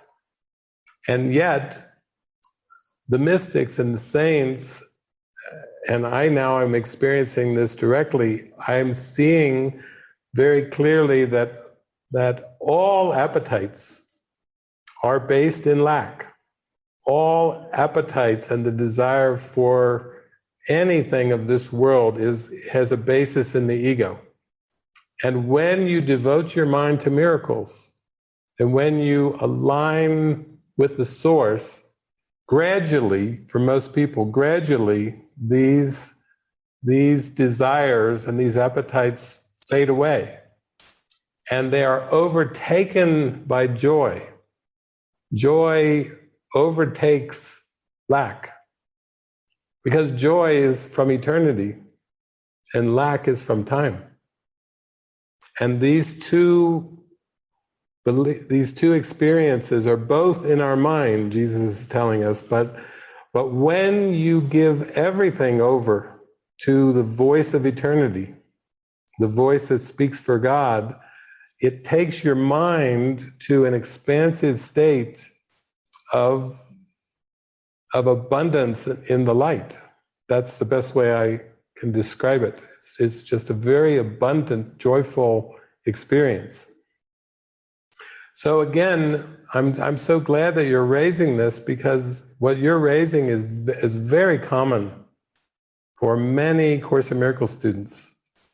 They feel it's an inner conflict, but as Francis said, it's just a call into a deeper integrity where you can't trick yourself and fool yourself into compartmentalizing certain behaviors and actions of the body that don't line up with the teachings of unity, of oneness. And in A Course in Miracles, Jesus says, what do you want? Freedom of the body or freedom of the mind? For both you cannot have. In other words, he's teaching us to free our mind of false beliefs and experience true freedom. And we could say that Jesus is saying to you in a very gentle way, do you want health of the body or health of the mind? For both you cannot have. If you try to define yourself as the body and you define health in terms of the body, you will not know the health of the mind, which is inner peace, which is the only experience that is actually truly available. And we start to realize that the body is actually very neutral to the Holy Spirit. It's just a device, an image that is used to bring you home. And Frances was saying that her diet has changed so much over the years because the diet would be based on guidance and not on a prescribed belief of do this, don't do that. This diet will take you to heaven, that diet will put you in hell. I love all the examples Jesus has given me. My grandmother, Lillian, she loved candy. Oh, she ate so much candy and so much chocolate for so many years that she outlived all of her doctors. That she lived to be 99. She lived beyond all of her doctors that warned her that her sweet tooth would kill her. But when she finally passed from this world, she had a peaceful face, a little bit of a smile too, because she had followed and let the Spirit guide her eating. And most doctors will not tell you that sweets and chocolate are part of the way to God. However, Lillian knew different.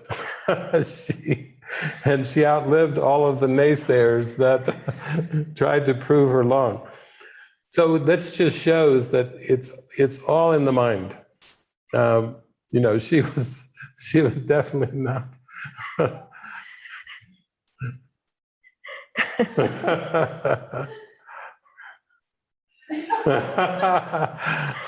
See, now that's practical. More important than your food question was the dog that was trapped under the blanket. So your dog just acted out. And you answered. You said, okay, I know I'm on a Zoom call, there's hundreds of people watching, but you answered the call that was most important. So that was a good demonstration for all of us. Spirit is so playful. So thank you. Obrigado.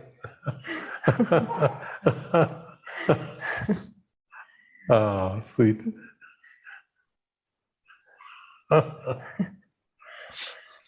Okay, well, maybe next let's see, we can go to Balaz. You can unmute yourself there.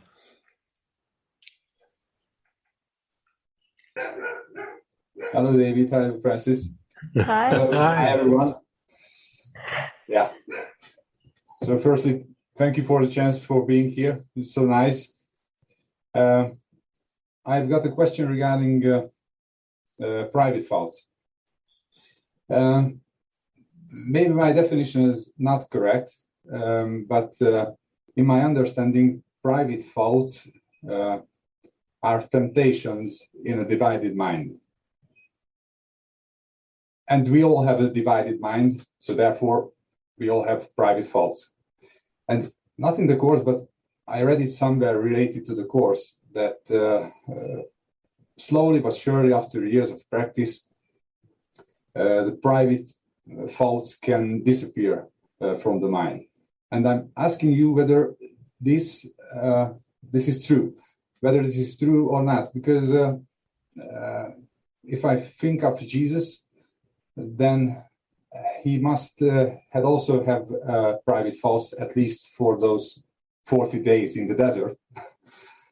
And yes, and this is my question. And also, I would be grateful if you could share some practical advice regarding dealing with private thoughts. Thank you. Yes, thank you. Many blessings to Hungary. As soon as I mention I don't have an appetite, then my friend comes on from Hungary. Jesus is always playing with these things. Yes, private thoughts are mentioned in the early part of the workbook, where Jesus says, you have no private thoughts, and yet that is all you are aware of. So it's like when Jesus says, at no single instant does the body exist at all. It's always remembered or anticipated. You see, private thoughts have to do with time, that in no single holy instant are there private thoughts. But private thoughts are always remembered from the past or anticipated in the future. They're always intended to keep us away, to tempt us away from the holy instant, from the present moment that reaches to eternity. So all Jesus says is, give them to me. He says, yes, as you seem to be a person on earth, you seem to have many private thoughts. They aren't real, but you believe that they are. So he says, give them to me, and let me give them back to you as guidance. So you have private thoughts about your wife. You have private thoughts about your son, who you let me meet with your phone, and your wife and your daughter on the phone. And you have these private thoughts, and Jesus says, good, you give them to me, and I will give them back to you as guidance. The guidance is always our way of loosening from the private thoughts. And yes, Jesus was an example of one who transcended all private thoughts, because he transcended the ego. When I first used to read the Bible, when I first was given the Bible in church, I thought, this is a big book. This is a very big book. I was not attracted to so many words.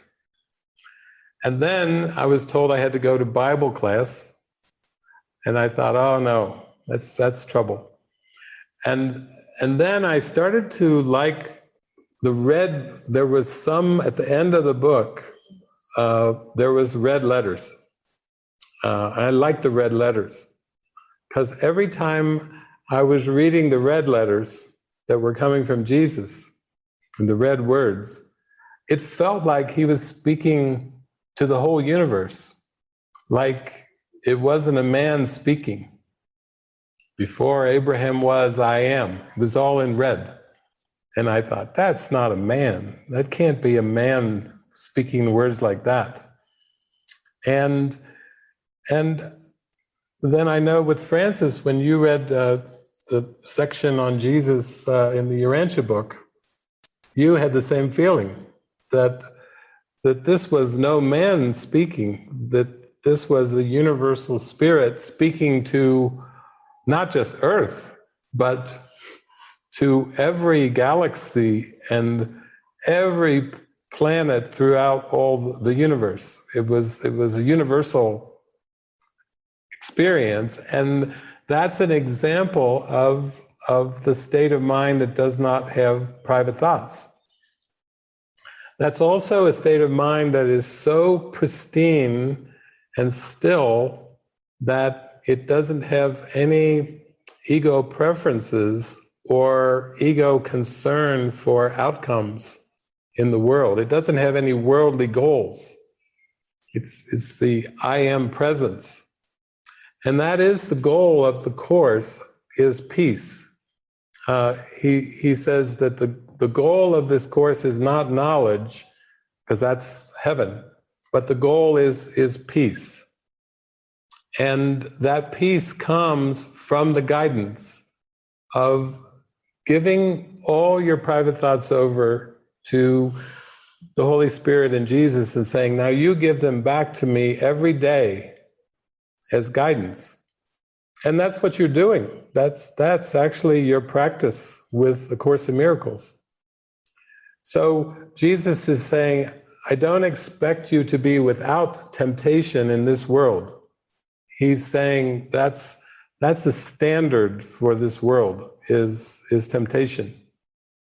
But he's saying, if you'll just pray and follow my guidance every day, I will bring a new way of experiencing the world where you feel connected.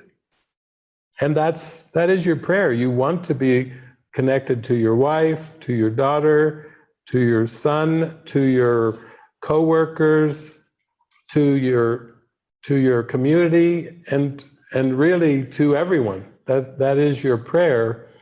And that's why for Francis and I, it's very, very practical. We talk so much about guidance because for us, every day is all about the guidance.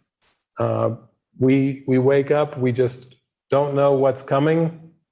We don't know the day, but we know it will be shown to us, and it will be perfectly given, and it will just show up in the moment.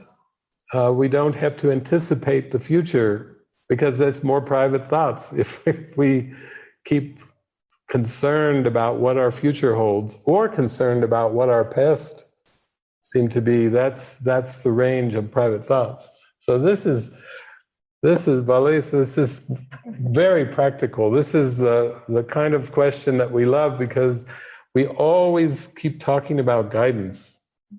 Probably we will until we speak no more words. The last word on earth, guidance.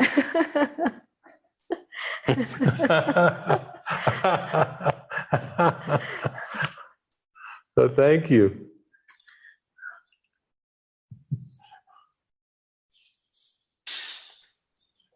Okay, well, we have quite a few hands up. I might go to some of our newer participants. We could go to David Cutting.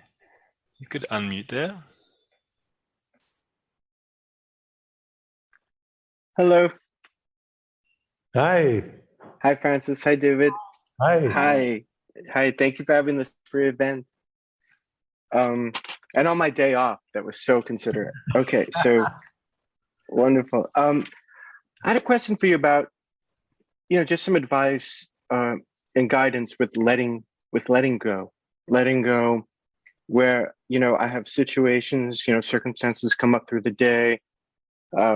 Yesterday I teach and a lot of things came up, and, I use my practices, I seek, I let go of my concerns and give them to God, look for miracles, and,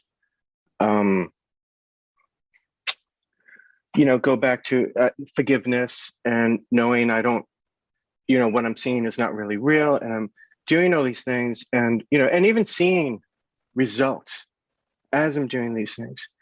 And yet I'll find, like, today, I'm home and it's still there. Like some of these stories, some of these things, there's, even if I'm not thinking of them, they're not, hey, I'm all upset about this. No, that's, but it's like, I think I feel upset. I think I feel angry.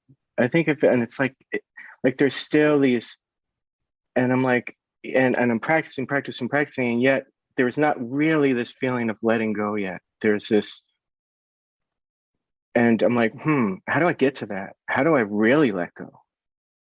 I think I'm letting go. and then, like the monk, I'm still carrying the person on my back 30 minutes later, and that old joke. But yeah, and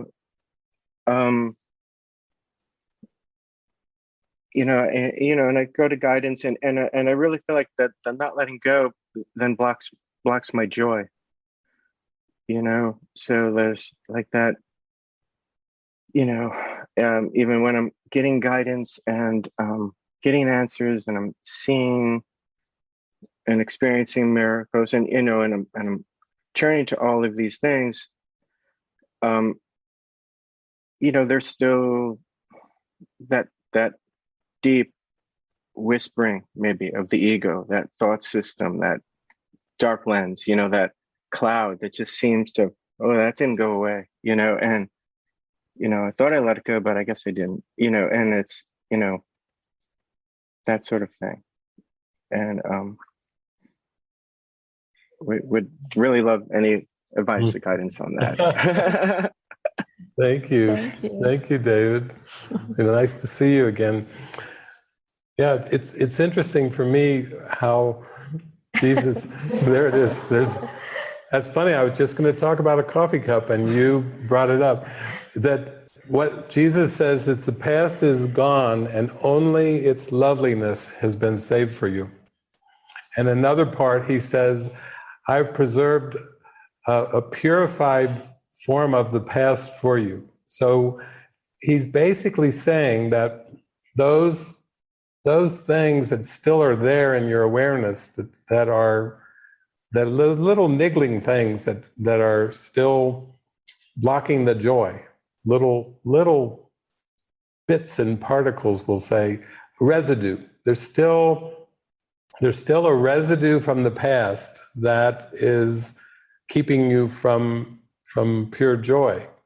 And then he's calling the forgiven world, or the happy dream, like the blessed residue. So he's saved only the blessed residue for you, and all the other residue, he's saying you can let it go.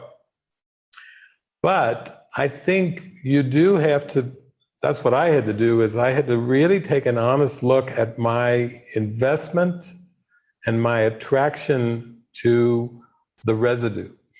So it comes in little particles, where I have to go, oh, is this really what you want? Do you really want this more than happiness and joy? It's this little particle sometimes.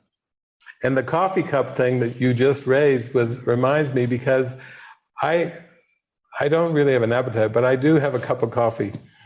So I get up in the morning and I have a cup of coffee. But interestingly enough, this is actually the cup that I have. It's a love cup. And it's got love on both sides. And this is actually a facsimile of the one that I'm in the studio now, but it's, my gosh, I got the same cup that I wake up with. So when I wake up and I make myself a cup of coffee, the interesting thing comes is when you're finished, you know how coffee can be, and you look in there and you've got a little bit, and if you don't really clean it, that you are going to get coffee stains because of residue. It's the coffee residue in the coffee cup. Not like water, but water doesn't seem to, but coffee has a residue. So I drink my coffee and I do my meditations, and then I take my coffee cup into the kitchen, and every day I put in the soap and I get my brush and I really give it the attention every single day so that when my cup goes into the drying rack, I make sure I get the residue. I make sure I put the attention to get the residue out. It's just symbolic for my mind of don't leave a little bit of drips lingering, because they will be a stain there if you don't really scrub it out. I use soap and a bristle brush, and I get, and that's kind of a good analogy of the mind training. We're talking about the heart of mysticism, is we have to have that same attention and focus to not leave any grievances or any subtle little judgments about a person, place, or thing. If my mind is supposed to be pristine and as a creation of God, then I can't leave those little niggling judgments there. I got to scrub-a-dub-dub. Like me, if I go in to take a bubble bath and I scrub and I got the bubbles going, they know that David's in there in that bubble bath and there's bubbles all over the place. But there's a purpose for that. I'm not just trying to make a Walt Disney movie in my bathtub. There is a purpose for cleaning the mind. That's what the saints called empty your mind. Just have a clean, pristine mind. Joy is too important to me. I'm not going to mess around with it. It's like it's either hold on to a few niggling residue from the past or stay in the joy. I'm going for the joy. And that's a good example. In fact, before you picked the cup up with David on, I have my love cup, and I was thinking that's a perfect example to what you're talking about. And that basically is our focus. I mean, that's the kind of life we live. We don't think of it as scrub-a-dub-dub, but if there's an errant thought that's loose, we'll be like the woman who preceded you that had the dog that was under the cover and was calling for attention, is pull that cover back. Free the dog. Free that little dog, because it's too important. Yeah. And I think also the tolerance of the pain gets lower and lower. Jesus said you have a very high tolerance of pain because you can, we grow up, we want to suppress, we repress and pretend, avoid. We're good at that. But then once you really allow things, the tolerance started to go low, and you do notice those things. And very much so, like we review everything. It's like, wow, it is truly all or nothing in the end. You fully forgive or not at all, because this tiny little upsets, just like outrageous rage, it's the same, So that definitely gives us motivation to go all the way. And look at the sign. Do you see the sign behind David?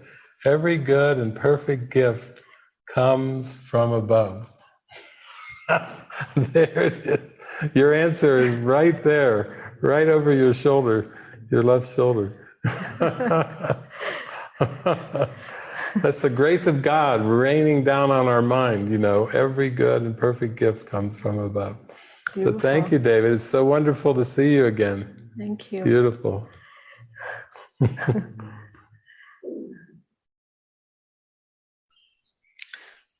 Okay, well, David and Francis, if you see someone you want to pick, you can, or I can choose another one. Who's that waving there?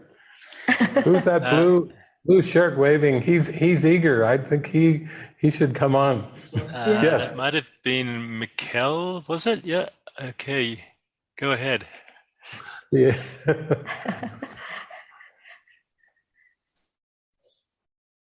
Can't hear you just yet. You'll just have to choose the unmute option. Hi, Francis. Hi, David. I'm very glad it's the first contact I have with you.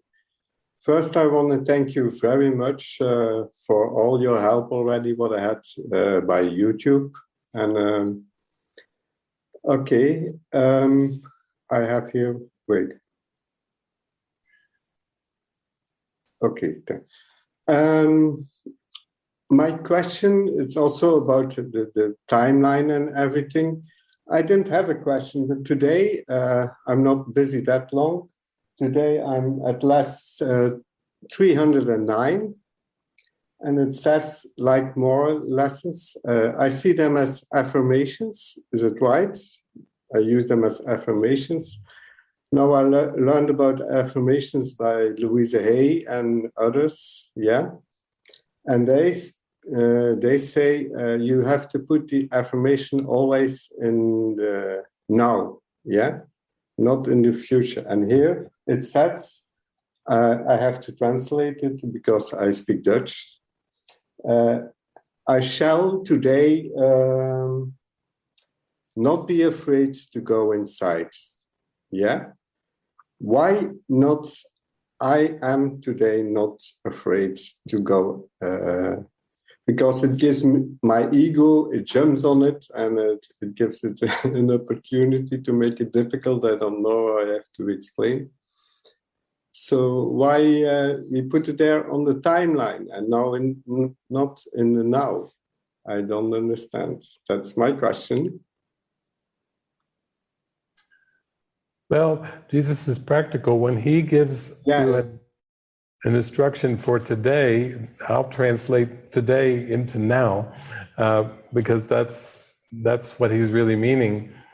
Just when he also says to pray to the Father, he's really saying, come inside to that still point in your mind where you make contact with God. And so as you practice the lesson, then as we were just talking about with Balaz, you notice anything that would come up that would be a resistance or a distraction, that would be a thought from the past or a thought from the future, that would keep you from going into that stillness, perfect stillness. And that's why when we attempt to go in and you could say to meditate or to pray, and you feel something else arising in you that wants something else, it wants to do something, or it wants to recall something, or it wants to plan something, then you honestly look at whatever that is that comes counter to be still and know. The call of God is to be still and know, and then you notice whatever arises that is counter to that. And you pay attention to that. I had to pay attention. What do I value? What do I value doing more important than the stillness? What do I value achieving more important than the stillness? What do I value resolving in this world more than the stillness? That brings you closer when you're aware of it, when you don't just act on it when you're asleep or when you are just doing something out of conscious awareness. Then that's just a subconscious program. So yeah, Francis can share a bit, but that's my experience, is that we need to get in touch with what is unconscious and what is out of awareness. And that's what the lesson is really asking you to do, is to go make an attempt to go inside and face whatever is unconscious, whatever is still arising.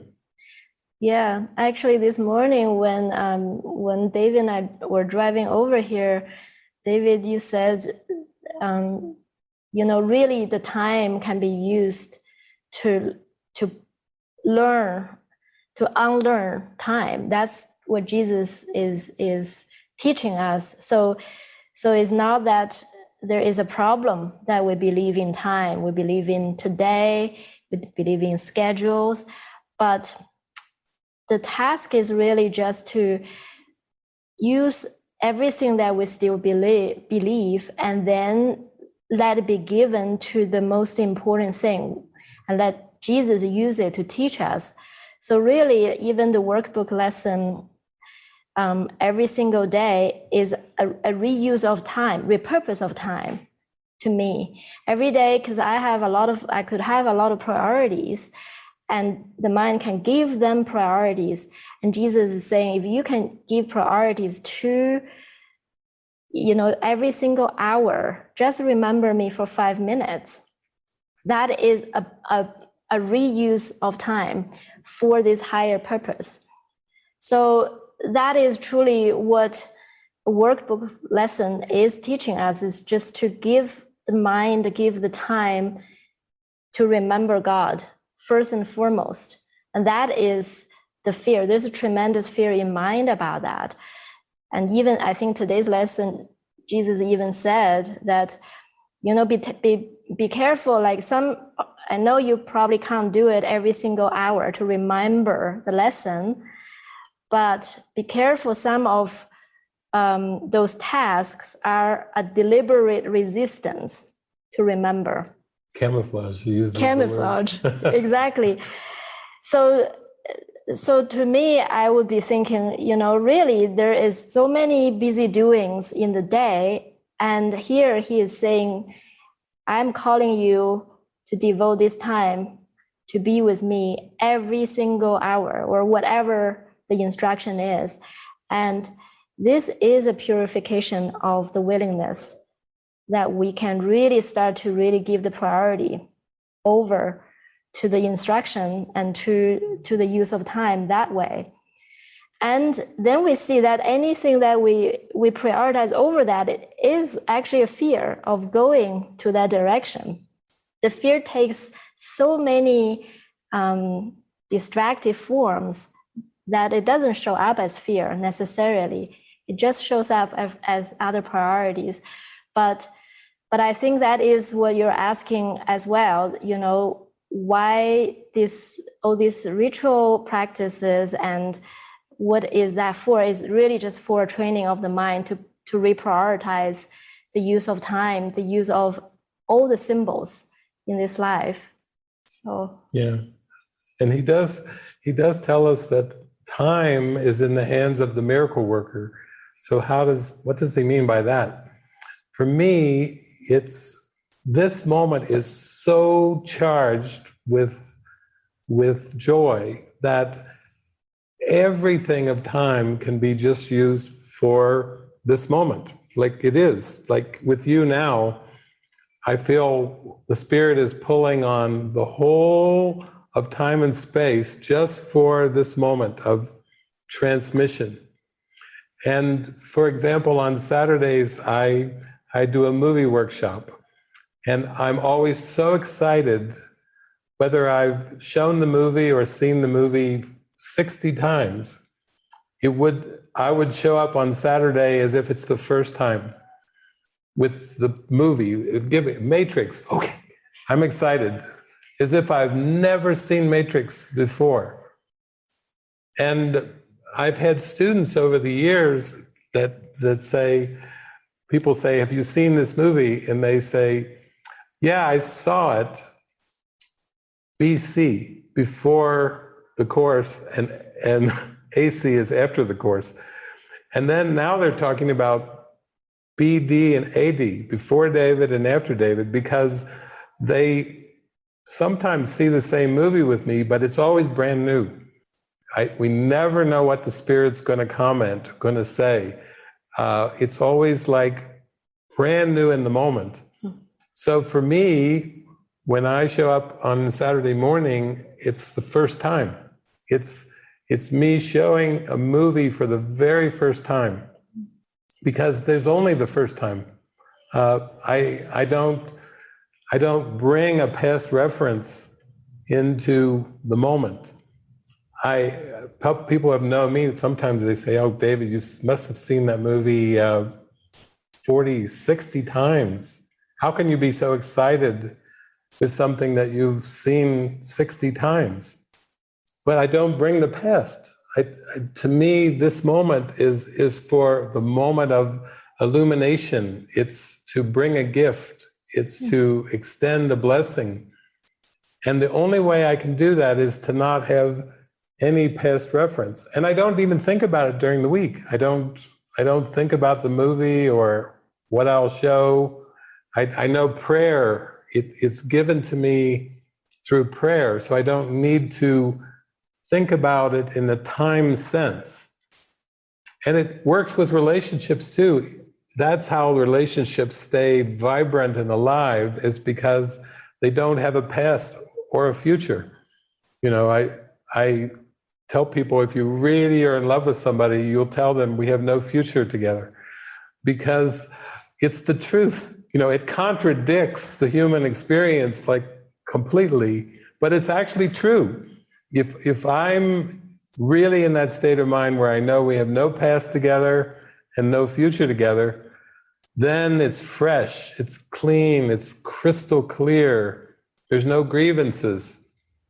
There's no past grievances, and I can't even conceive of a grievance, a future grievance either, because it's too alive right now.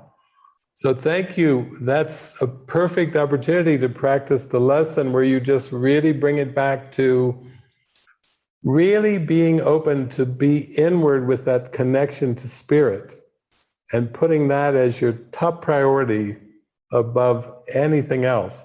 Even practice. When I was doing the workbook, I was doing my workbook lessons, and course students would say to me, did you look ahead and did you see what this lesson is? And I'm not interested.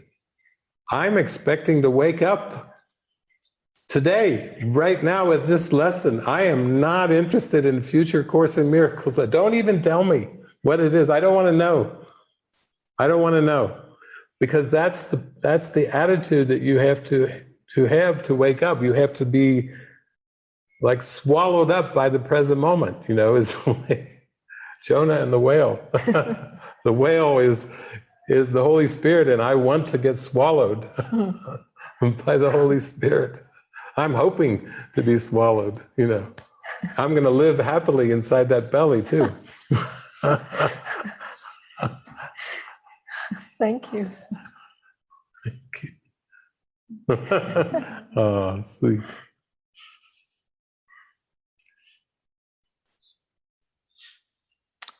Okay.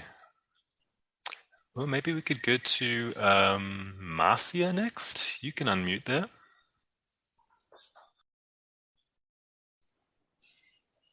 Hello, David. Hello, Francis. Olá, Ju. Muito feliz de estar aqui. I'm very happy to be here. I'm really, really happy. I'll try to keep it short. So this is my question. I feel when I'm very engaged in a difficult emotion, when I'm identified with this emotion, then it's much more difficult to hand it over to the Holy Spirit, because I feel that I'm there as if I'm like inside a river that is carrying me with this emotion, and my tendency is to repress the emotion, as if it was like a protection, and then I'm not able to give it over and not embrace this emotion. So I would like to know how, at the same time, I can hand it over to the Holy Spirit and at the same time embrace myself and embrace what I'm feeling without being identified with this difficult emotion. Thank you. That's beautiful, Marcia.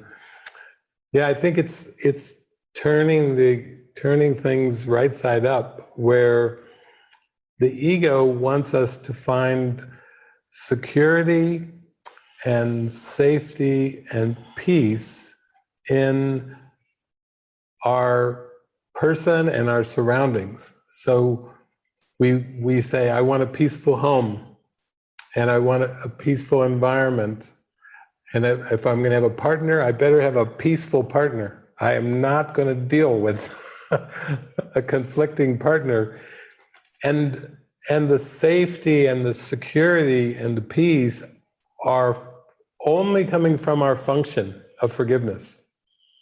So I know when I first started traveling a lot, the faces would change every day, the places would change. There was no consistency, no continuity in relationships, in environments, in situations.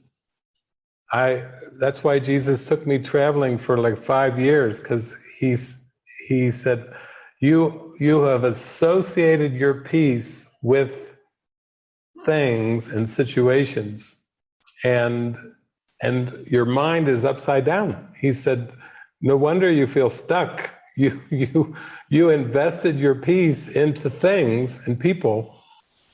I just read a quote from Albert Einstein last week.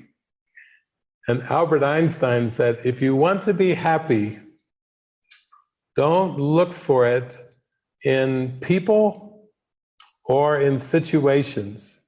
Look for it in a goal. And I thought, oh my God, there's Einstein channeling the spirit again. Because the goal is forgiveness. The goal is this moment. And when we associate ourselves with the timeline, we think we're being good. We're being ambitious. We're being fulfilling in terms of our wants and our desires. We're building a good, consistent, we tell ourselves, continuous self-concept in time. And we say, well, I'm productive today, and I've achieved these things, and I've accomplished these things, and I have a status now. And Jesus is just going, no, no, no, no, no. Those things are part of being stuck. And that's why the stuck emotions stay there, is because of our investment in a self-concept that we have made to take the place of this instant. So, like when people watch Eckhart Tolle, they feel this warmth in their heart, and he talks and ha ha ha, and he says a few more words, ha ha ha. It's a joke. Time has become a joke, and the present moment has become the reality, the anchor. And that's because he allowed everything to get turned around. You know, when he had his park bench experience, his mind flipped. It flipped so much that he couldn't even relate to the world when he came through it. It went like this to his mind. And for most people, it's more of a gradual flip. We practice every moment to go to have things turned around. We slowly lose our investment in the world, in things of the world.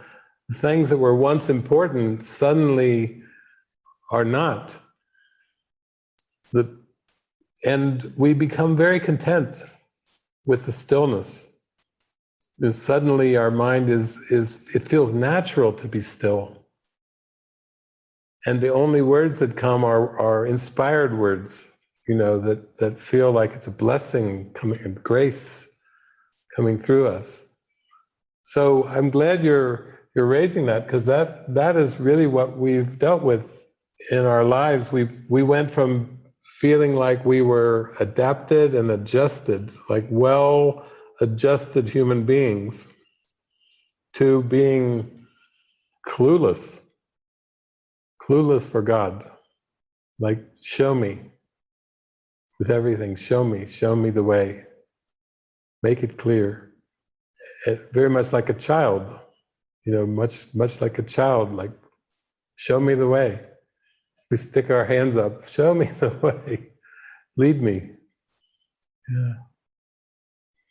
Yeah, I think what you're saying is also once we buy into the ego and believe something, then it becomes very difficult to give over, because Jesus said you can't really first accept the error and then forgive it. Like in terms of everything, the upside down perception, we can see in a situation, for example, we feel, okay, this situation looks this way, I am a victim.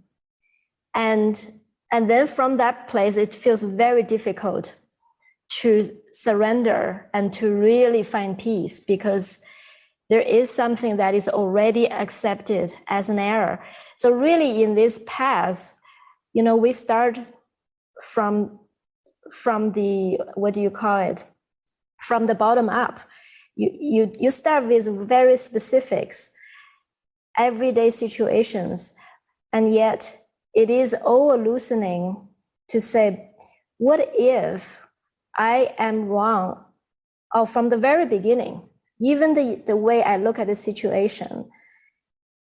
And that really would lead you on this journey to reach what David was just talking about. Then the whole self-concept will be seen as false.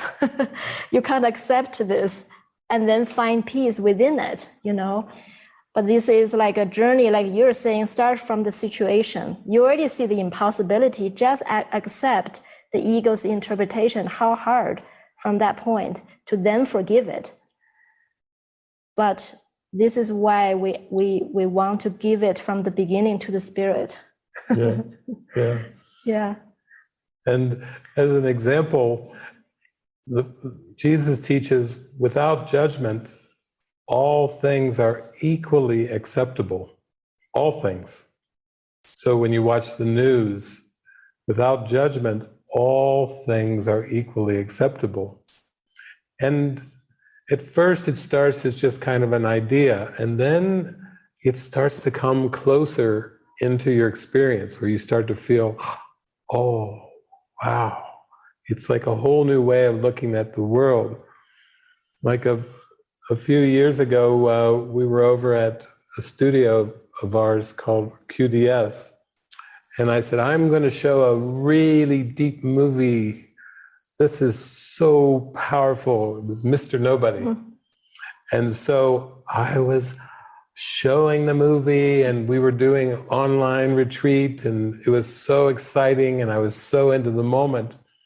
And then at one point, right outside the window of the studio was a big electric transformer with all the power to the house.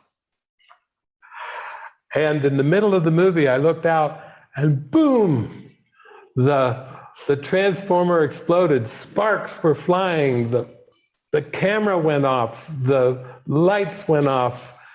Everything. The transmission stopped and everything. And I remember Pete coming in and looking around, and he was trying to think, could we move to another studio? Would we move all of the cameras and all of the lights? And I watched him. I could see the wheels turning in his mind. But I was like, no, it's over for today. We will try again tomorrow.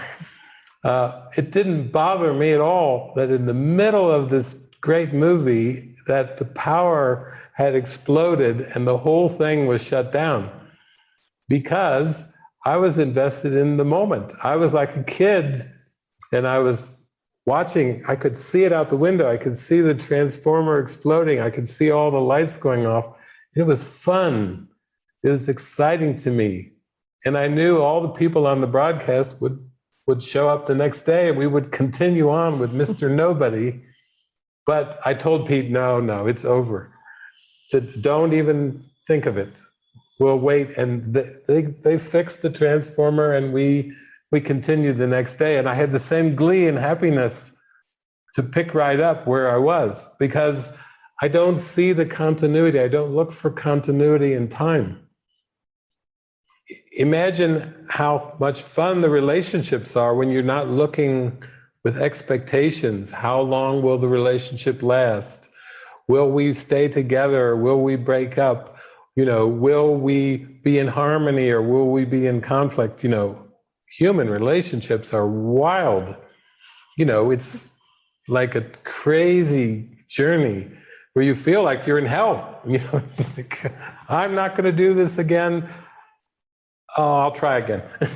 And then, oh, I can't stand it. I'll never gonna fall in love again. I'm gonna be a monk. No, then you come back. But until you get to the present moment, emotional roller coaster ride of relationships, because of the expectations of you need to do this for me, and you need to be the perfect partner, and you need to heal this issue with your mother or heal this issue with your father. It's just problems on top of problems, but not when you come into the moment.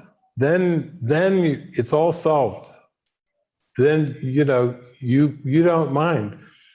You can stay, you can go, you can do this, you can do that, but your happiness is so based in the moment that you aren't really concerned with how the appearances go. You're going to enjoy the pretty pictures no matter how they look, because you're not going to judge them. So that's the turnaround. That's what we're going for in our mind. To be as a child. To be as a child, is really a precious thing, because you don't already think and then you can be happy. But as soon as you think, I know this needs to change, and this needs to improve, it's karma. It's back to the wheel again.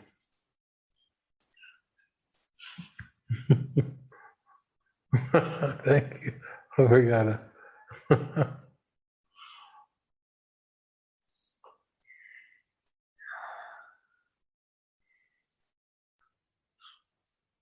Okay, well, it looks like we've reached the top of the hour, guys. How are you feeling there?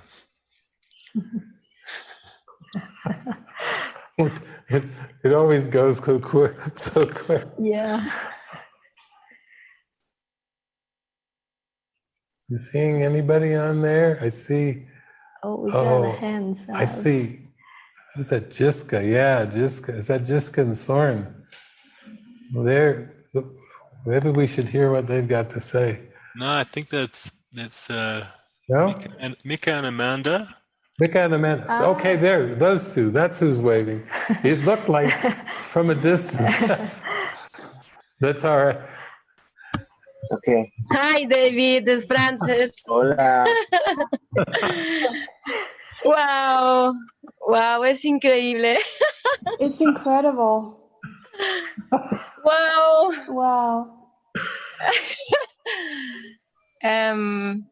Esta mañana, This antes de que morning, empezara el evento, before the event started, Maika estaba en un Micah proceso. was in a process. Y Amanda, you might have to put it onto Spanish so we can hear the translator. but no escuchas tú. One moment for Maika. Technical support. This is a bilingual couple here who are diving into the Holy Spirit with different languages. So they even have the high-tech earbuds to get the right language for everybody. Jesus is perfect. Okay, esta mañana Maika. This morning, Micah was going through a process, between the spirit, the ego. And in that moment, I felt like Jesus was taking me towards him. And it has been amazing because suddenly I just felt how Jesus was talking through me.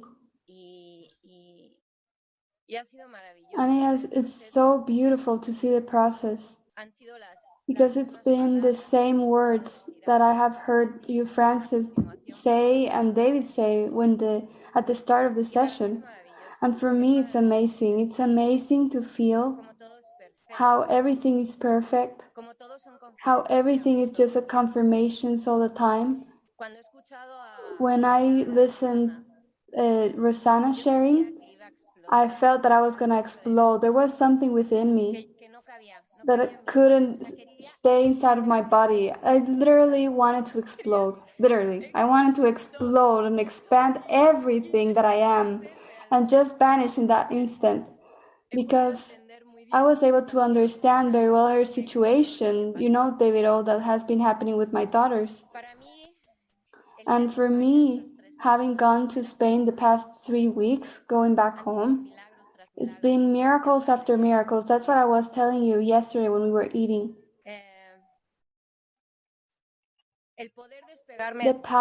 Being able to detach from the being Amanda, but see myself in union with Jesus all the time and be able to see everyone in those relationships, my daughters, without that attachment, without that role, has been such a big liberation from them and for me. And to be able to see them and not see any past in any of them, it's like everything just disappears. It's like seeing a new image, a new me. When I came to Spain, my daughter Amanda, the youngest one, she gave me the news that she was pregnant. She was 6 weeks and a half pregnant. And truly, I really didn't feel anything like joy, happiness, anything. I was like, okay, she's pregnant, okay. But there was nothing like a judgment that says it's a good thing or a bad thing. And a day before coming here to Mexico, she called me. I was in my mother's home. And she said, Mom, I'm in the hospital. I want you to be okay. I want you to be peaceful. Everything's okay. Mom, and it will be whatever it has to be. And in that moment, I felt so much peace. There was nothing in my mind that was making me feel any worry, any judgment. And for me, the miracle was what happened afterwards when she, in a little time after, she told me and called me, I lost the baby. And Mom, I'm happy from this experience that I have lived. Mom, I feel so happy that since you came back from there, I've seen something so different in me that I feel so happy for everything that's happening and everything that you're transmitting to us. Mom, you're another person. Mom, I don't know what happened to you, but I love everything that you're transmitting to everyone. And for me, having been able to live this experience of pregnancy and having lost the pregnancy, I feel it's been a miracle for me because I see things in such a different way. And I was like, I couldn't believe what was happening. Yesterday, when I was telling you the first miracle happened when I was on the airplane to go into Spain.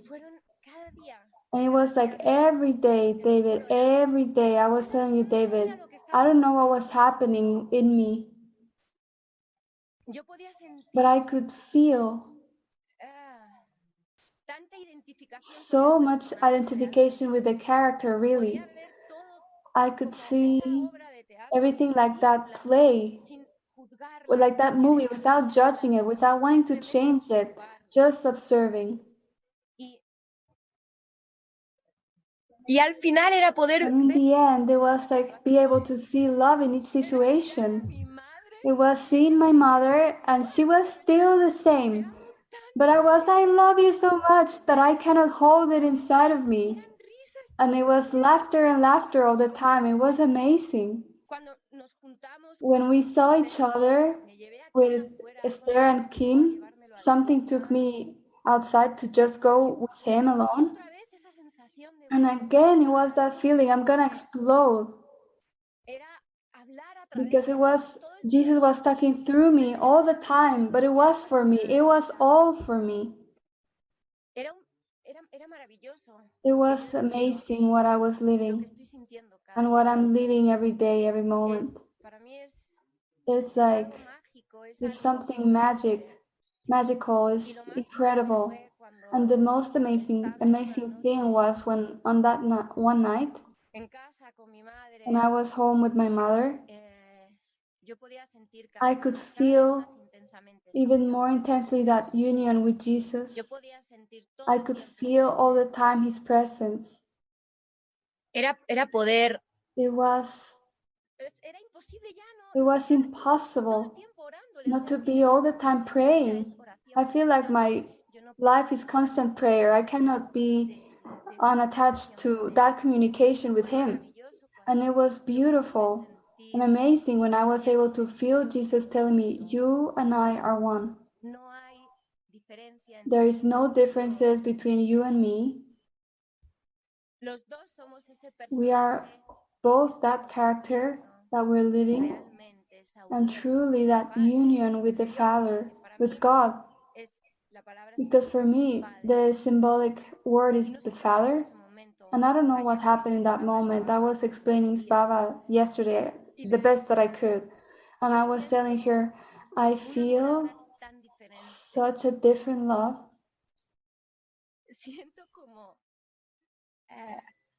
No puedo juzgar I nada. feel that I cannot judge anything because it's impossible to judge. Because I have felt so joined with that thought of God that the only thing that I can feel is gratitude, trust. I don't know anything. I wake up every morning. I have no clue what's going to happen, but I'm so peaceful. I feel so guided in every moment. In my relationship with Micah, it's something so beautiful not to feel that role, that attachment, but at the same time feeling that unified feeling in all the time. But I feel it with everything, really. And I feel so grateful for every experience that I'm living since I came back to Mexico, co-living, and everything that has been coming afterwards, how I can see without putting any judgment and not see any problem in anything. Yesterday when we were with with everyone in Evelias, I was listening to them talking. I spoke with Lynn, I showed her, and I opened my heart to what I was feeling. And it was, wow, it's see it all in a new light, so different. It's not giving any kind of reality to anything that's happening outside. It's to see through his same vision. Having freed my daughters from that role, from my sister, my mother, the whole world, and to be able to be in such peace, to be able to be with myself so much in peace, to have forgiven myself, have forgiven the character of Amanda, of the pain that has caused herself, and well, she really hasn't caused anything, but I felt such a freedom, such a big, big freedom, that the only thing that I want is give it away, extend it, but really is so that I can receive it, because it's the only way that I can feel that I am receiving it, because really I'm not giving it to anyone else, I'm giving it to myself. And David is such an equality with everything, since I felt how Jesus is with me and was part of me. My only prayer was, Father, beloved Father, I am with you all the time. I want to be one with you, because I have already felt one with Jesus and with the Spirit. But it's difficult to put words to it, to this feeling.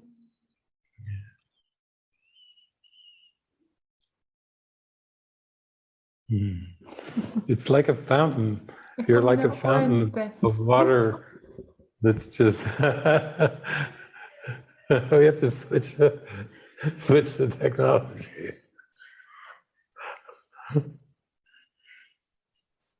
We interrupt this transmission for a technical adjustment. There we go. I was saying it's like a fountain that just is is pouring out and pouring out with an endless supply. And all the fountain is it gives its water. It gives its water, and it keeps giving. And it takes, there's no timeline to that. Every day is shown moment by moment, and you don't have to think ahead even. And if something is offered as a plan, it can seem to shift and change, but it doesn't matter because the fountain keeps giving.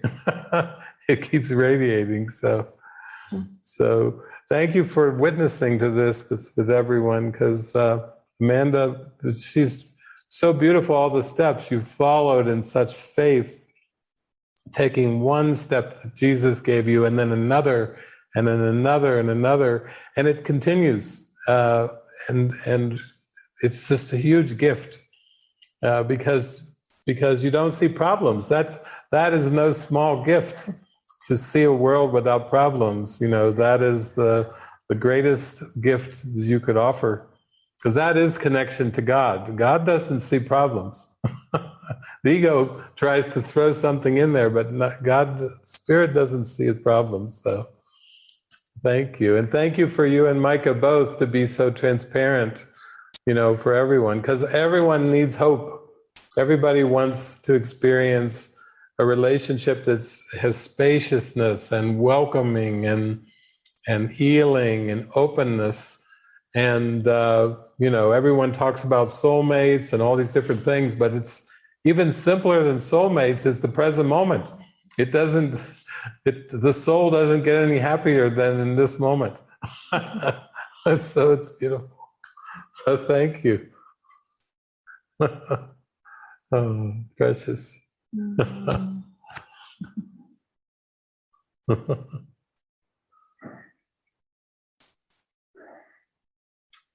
Well, what do you think? You see something standing out for you? I just saw earlier, I think Thomas waved his hand. Thomas. Is that Thomas? Yeah, is that Thomas? Thomas? Oh, yep. Yeah. Oh man, that's so awesome. Hey. Wow. I tell you what, David Francis, I've been with you a couple times on some of the movie workshops and Celebration of Illumination, and I'm working on this, and I've been on this subject with you a couple times, but something happened today. I did want to say thank you for everything first, and I appreciate it. So this has been a good mind washing today, and I'll get right to the point. I would love to have that connection that the previous speaker had, and maybe that's for me, but you said at the beginning, David, it hit me like guidance is waiting for us to be open to it, and I have to be willing to be open, and then I must change, and obviously we're all working on it. I must change my focus in my mind. I gotta, in my mind there's there's time or there's eternity, and so I've been upset, and I know that the specific form is not the key thing to resolve, but I've been upset, and it keeps nagging at me now for past couple years, is my fear of not being able to find stable work. And it's been exacerbated, especially this past year, not having enough money to support my family. And, I'm reading here that, you said earlier, it struck me like, so I'm tired of being upset about this, David and Francis. I'm just tired of it. And the desire, you said here, desire for anything in the world comes from lack. And as we lose interest, we gain joy. How do I lose interest? I really want to lose interest and get more connected to that spirit. And there's difficulty, I guess, with how do I give it to Jesus? You say offer the thoughts and expect something in return. And man, I've been working on it and make it obvious. And, I'm here is my prayer. I'm here. And so I don't want this attraction to the residue, man, anymore. Because I want to experience love way more than that, but I don't want to have interest in it, but yet obviously I've got to be able to do things, pay bills, do things, and the constant nagging of this, I would welcome guidance and trying to feel something different. And I don't want to, have this suffering because I'm obviously valuing something in time, and I'm tired of it. So, but I'm hopeful. So that's why I'm here. So thank you. Thank you, Thomas.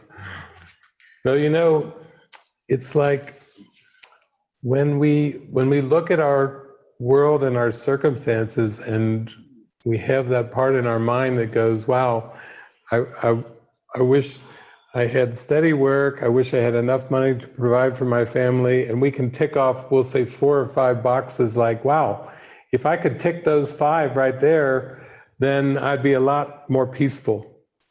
And actually, I work with people that tick off like 100 boxes of what the world would call success. They're more than successful. I just had a call recently with someone who's more than successful. We're talking mega, mega, mega success as the world judges it. Like tick off 1,000 boxes. And then they come to the point like of, I'm still not happy. Like they've ticked off not 5, but 1,000. And they're still not, like, wow, there's some kind of a game going on here because I should be happy with those 1,000 boxes, but I'm not.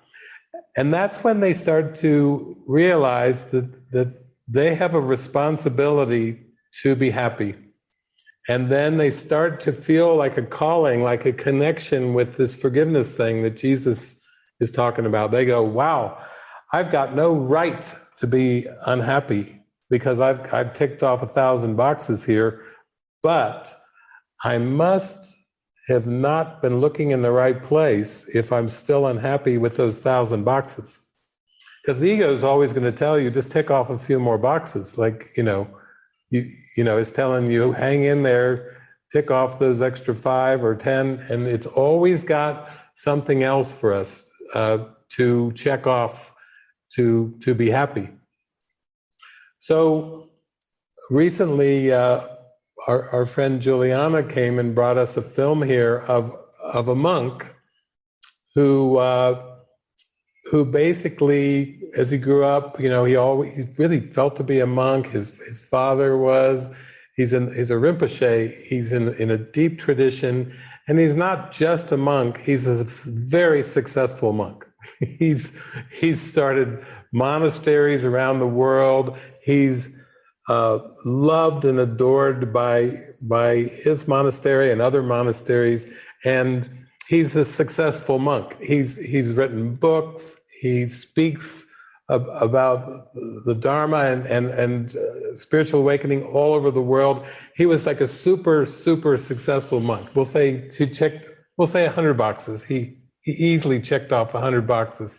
He's super monk.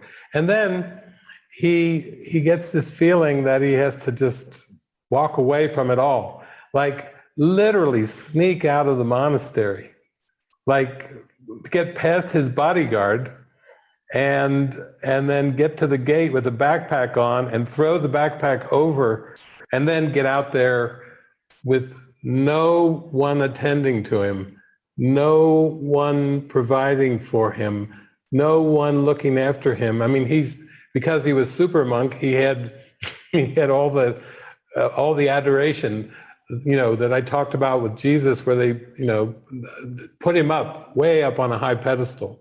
But then he went out, and was it for 4 years? He wandered. That's the name. Maybe you should watch this video. It's called Wandering but not lost. He goes out for 4 years outside of his comfort zone as a successful monk to really face what is it in my mind. He has to face every scrap of doubt. He has no one looking after him. He's out there, he goes climbing up in the mountains. He's out there for 4 years with no one looking after him, in order to face whatever is in his mind. So when we talk about that idea that our only responsibility is as atonement, is accepting the correction, that fits in with our purpose. And I know for myself, it went from studying the Course and reading the Course, and I really saturated myself sometimes for 8 hours a day with that Course. I mean, I was eating and drinking and sleeping it. And still, Jesus was like, good start, good start. I'm like, what do you mean, good start? He said, I'm taking you on walkabout, like I'm going to take you out. He didn't tell me how long. He didn't tell me for 5 years. Like this monk went out for 4 years. 5 years, all it was for me to build the faith in the Spirit, that everything I perceived that I needed was met internally, not externally, to convince me that I was not at the mercy of an external world. I had to really develop a close relationship, a connection with the Spirit, so intimate that every time I would have a discomfort or a concern or a worry, I would just have to go and pray and let it be shown to me, not David deciding what's next, but really saying, you know the way, you lead me. And then you start to realize, wow, the Holy Spirit only sees the world as a teaching device for bringing you home. Wow, unbelievable. I mean, at first it's like you can't even take it in. That's the only thing the world is a teaching device for bringing me home. And that just flips the world around. Suddenly, when things turn out a certain way, you start to just be happy, like with the transformer exploding in the middle of the movie, and everything goes out. Am I thinking, wow, there's a lot of people that are just sitting there and seeing a blank screen? No, I wasn't thinking that. All I could feel was the joy of the moment, like nothing happens by accident. And wow, this is interesting and exciting, because I didn't have an investment, even in finishing the movie or finishing the retreat. It eventually did the next day, but I had to just accept it.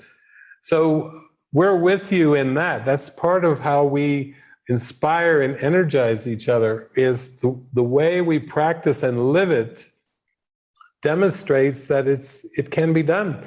In fact, it demonstrates that it's inevitable. We can't even avoid it if we try. Eventually, the simplicity of the light just totally overtakes our mind. And we're right there with you in the sense that I had situations like you're describing where I just thought, wow, I'm going to try to pray here and see, and with some trust and confidence that something important is going to be shown to me, because I thought my circumstances really aren't here by happenstance. That this is all designed to teach me something very important. That's the way I felt. And then I would have to go inside and say, what is the lesson here? What are you really wanting me to see? I wouldn't even focus on the resistance. I would just focus on humbly saying, show me what it is that I need to see. Like, for example, with a job, if I would get laid off of a job, I would say, wow, okay, this must have something important to teach me. And if I repeatedly tried to get a job and I couldn't, I would say, wow, I don't understand this, but I think the time that I have right now is for something important. If I'm trying to open doors and they're not opening, then there must be a reason behind that. And and we keep experiencing that. It always goes that way. There's never an exception to that. I'm speechless. Beautiful.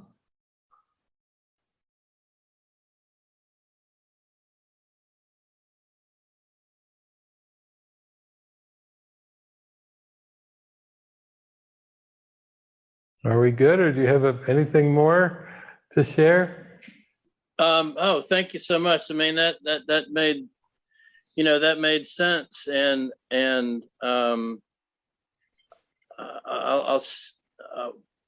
I figured I would have understood something by now to say, hey, what's my learning here? Like, what is this for? And obviously I, don't want to, be upset. I'm never upset for the reason I think, and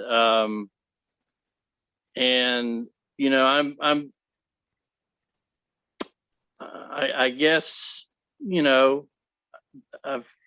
it's just been a little bit disheartening in the fact that I haven't connected or found that guidance connection, in terms of maybe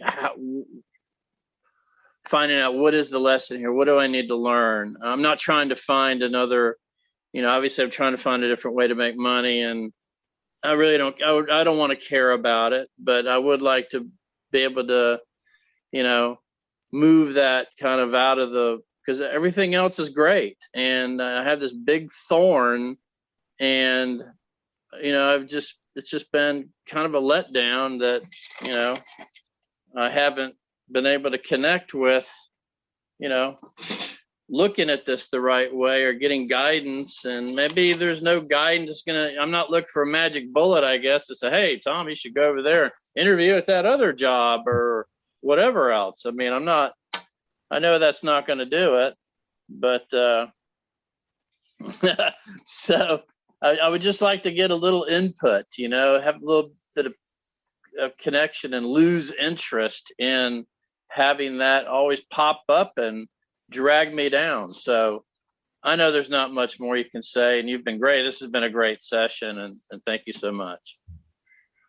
Yeah, it's beautiful, Tom. I think the prayer of your heart is, I would say, is say to the Spirit, if I'm to have another job, and when I'm to have another job, those are two big ifs and whens, then please make it obvious for me. Just bring me the most helpful job for forgiveness if I'm to have another job, and when. And that's a beautiful prayer. You see how open it is? It's like you're putting on the Spirit saying, you're trying to convince me how loved I am, and you know the way, and I don't. And so I remember one time I have a dear friend who was very, very bright, and she always had a resistance to education. She never graduated from high school, and she always had a bit of feeling she wasn't that smart.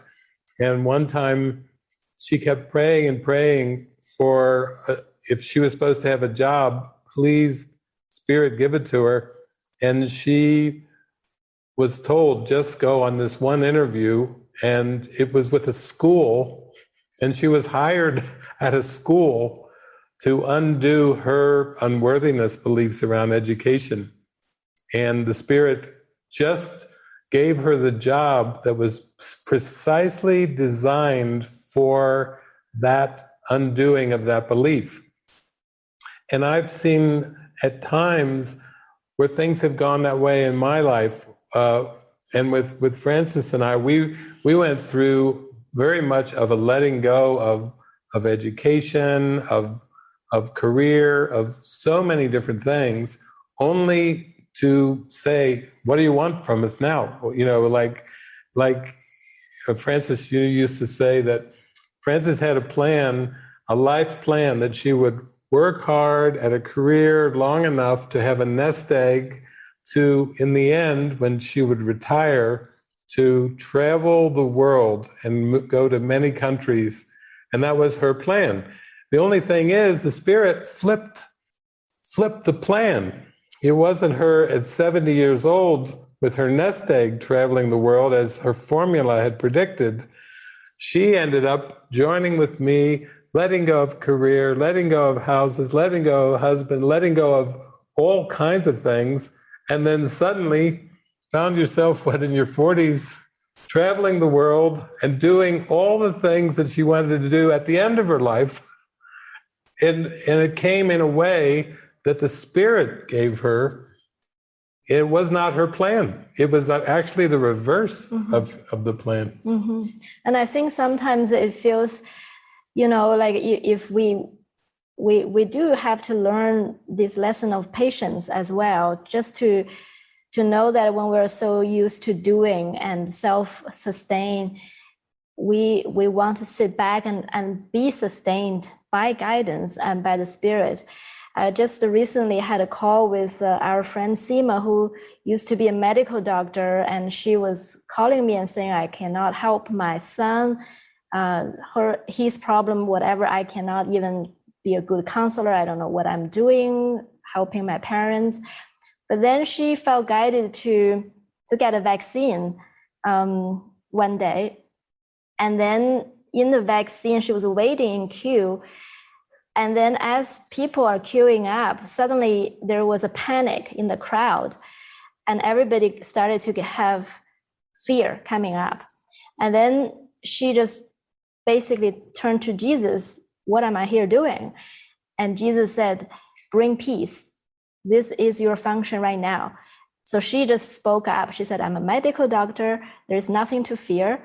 And she said, I actually really don't even care whether anything, the symbol, whether it's good or bad. But the fact is, she was so happy. She said, because I suddenly felt Jesus was guiding me in those situations that seems to be random. And I fulfill my function in those things, even if it is not my old career, or I think I'm a coach now, but I can't even help my own son. But still, Jesus is saying, yeah, but you still have a function, and the function would sustain you, will fill you up. And the guidance arises from that place. And for her, it was very specific. In a very specific situation, she turns. And I do feel that is a lot of the time, this is how this journey unfolds. Like, we can't really put in a box what is the guidance. It's like it's unfolding ever so, often in a moment-to-moment basis, and we're here to tap into that function, to extend peace and learn from that very action of extending, and then receive the guidance, then find ourselves being sustained miraculously in that. This is like a big learning curve. So I join with you, Thomas. This is a big learning in this lifetime. So yeah, we want to be very patient. Yeah, and just the willingness to ask the questions you're asking, to bring up these topics. This is so beautiful. I remember last year during the pandemic, I remember in the United States there was a lot of racial, there was riots, there was protest, it was a tumultuous year, last year and a half, very tumultuous. And on one of our online retreats, somebody said to us, I'm up in the Pacific Northwest, and I've been trying to get my family, my wife and my kids, to go and protest with me to this big protest. And then he looked right in the camera and he said, wow, should I even be going to the protest and trying to get my wife and children to go with me in this protest? Because he started to question the very idea of protest. Wow. He went from being an activist who was trying to recruit his wife and children to humbly coming on screen and saying, Spirit, is it even your guidance that I'm to go to this protest? And when he did that, the guidance was no. So you can see what a turn that was for him, how humble, I think of how humble he was to offer that up. And I can really hear your question too, because when we have concepts and responsibilities that are tied into our worth, and we're not able to fulfill those responsibilities as we've constructed them in our mind, it feels pressure. It feels like you said, like a thorn. It's like a thorn in the side. And the only thing we have to do is like with the story with Seema and in line for the vaccine, is to stay so present, to say, here I am, Lord, what would you have me do now? Where would you have me go? You know, we're used to operating in kind of boxes. You know, we have family boxes and job boxes and career boxes, and we kind of operate, we think that's who we are, is operating inside those boxes, when the Spirit wants us to see from a much broader perspective and question even the things that we've been unwilling to question, like this man who was trying to get his family to go to a protest and then questioned the very concept of protest and then surrendered into the answer. Stay put, stay in your house with your family. That's not the outcome he was going for. He was frustrated because his family didn't want to go and protest with him, but when he finally humbly prayed, he was given a very simple answer, was stay with your family and be at peace in your home right now and offer that peace to the whole world. And that's kind of like the monk who goes inside and chooses to go into peace while the world is so busy around him. I'm thinking of I always admire Gandhi, and I remember though one time Gandhi was doing so much to try to get the British out of India. You know, he dedicated so much effort and energy. And there came a point where another famous mystic was Ramana Maharshi was there, and someone came to him and said, what's your opinion about getting the British out of India? And the question couldn't even reach the state of mind that Ramana was in. He was in such union and bliss that the idea of an outcome in form of changing the ruling party or the ruling country of a country in India was not even, it was beyond his state of mind. It was literally not up to where his state of mind was. He just kind of smiled and, you know, like that's not even a question. And Gandhi himself would come to a place where he was asked by a journalist one time. They said, Mr. Gandhi, are you a saint trying to become a politician? And Gandhi's answer was very interesting. He said, no, I'm a politician trying to become a saint. He was aware. He was aware that he had outcomes in mind with his country. He was aware that when he would do a fast and he would try to get everybody to stop fighting, that he was still using a political method to try to change the world. And here, this high state of mind is seek not to change the world, seek rather to change your mind about the world. So I feel like you're very sincere and you really are praying. That's why you're here with us right now. You're praying for the end to this inner turmoil and conflict. Like it's that thorn is eating inside. It's in the side of you and it's poking on a daily basis. And the answer is always trust. Like if you come back to that humble place of, I trust you, Lord, and show me, just like Seema did when she was in that line, then you can start to feel the peace coming back into your heart just from that prayer. Like, it's a humble prayer of, I don't know the way, but you do, and you've got something really important to show me here, and I want to see it. And that is such a beautiful prayer. And if you need a little bit more, then I would just pray that prayer I said earlier about, if I'm to have a job, and when I'm to have a job that will teach me the lesson I need to learn, bring it on. Mm-hmm. But it starts with an if. You see, it doesn't presume to tell God, after you give me that job, after I pay the bills, then, Lord, I'll be ready for you. No, it flips it around to kind of, it starts off with an if, and then you're in that humble position to receive. You know, that's all that God wants, is for us to pray with an open heart, and then we can really open up. So thank you, Thomas. That's so practical. That's so practical.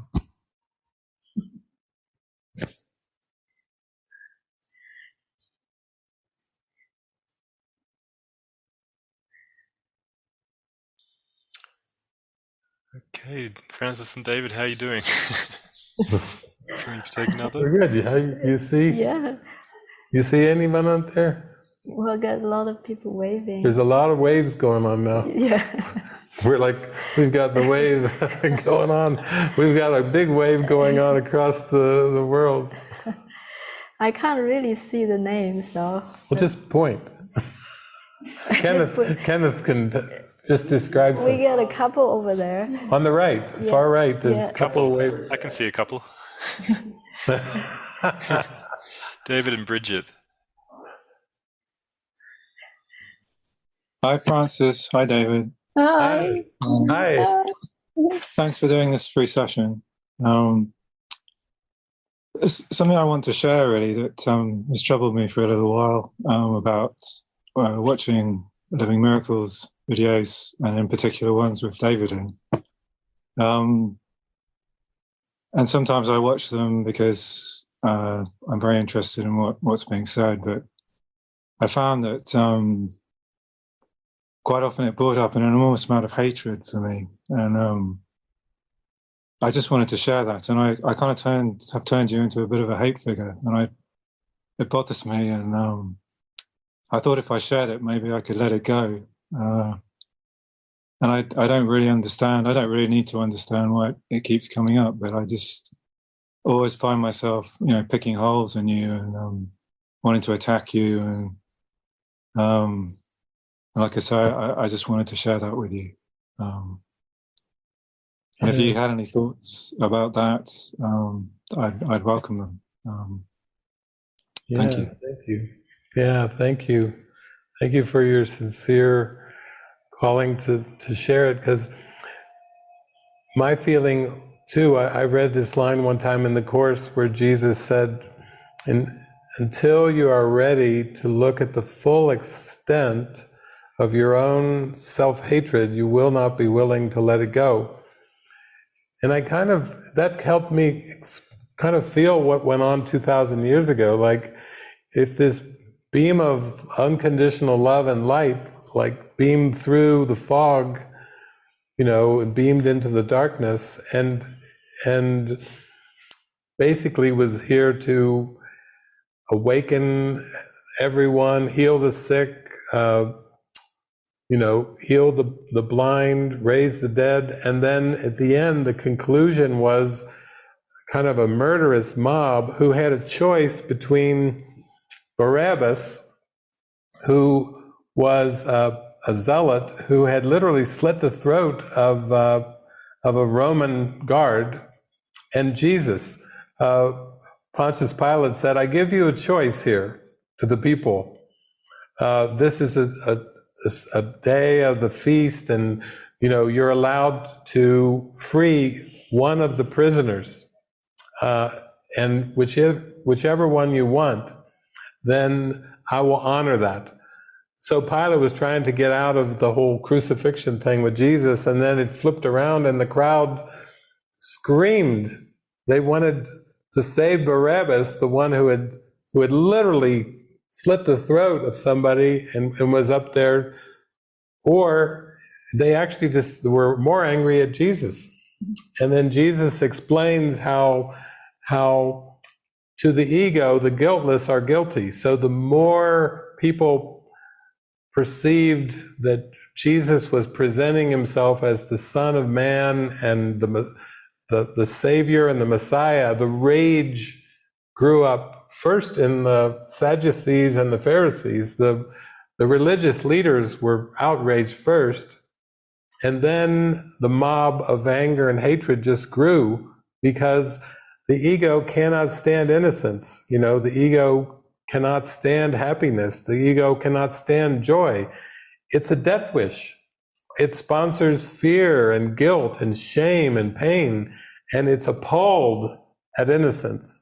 It's appalled at forgiveness. It's appalled.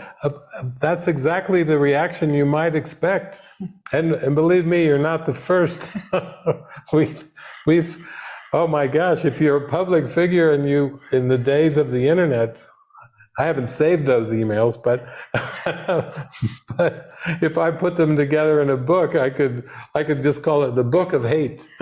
It's just a collection of emails, you know, over the years. So yeah, I'm glad that you just feel like you can just put it out there, because I think that's the first step of how we let something go, is we don't hide it.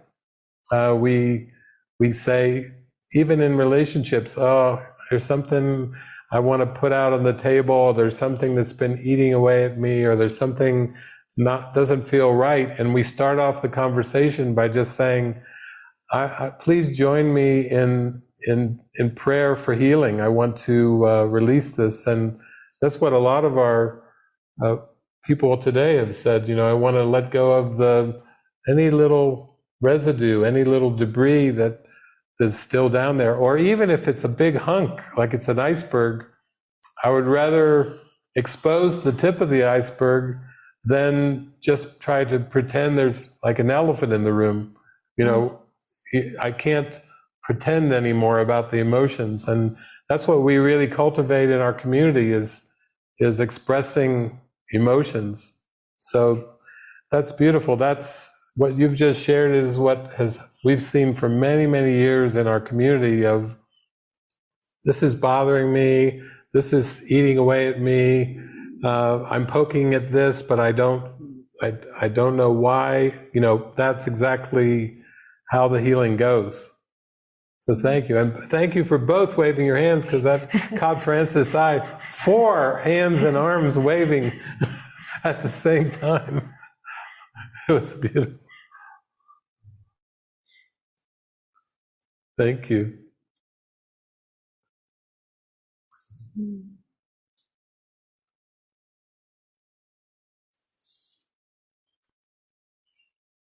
Okay, would you like to take another one? I can pick if you like.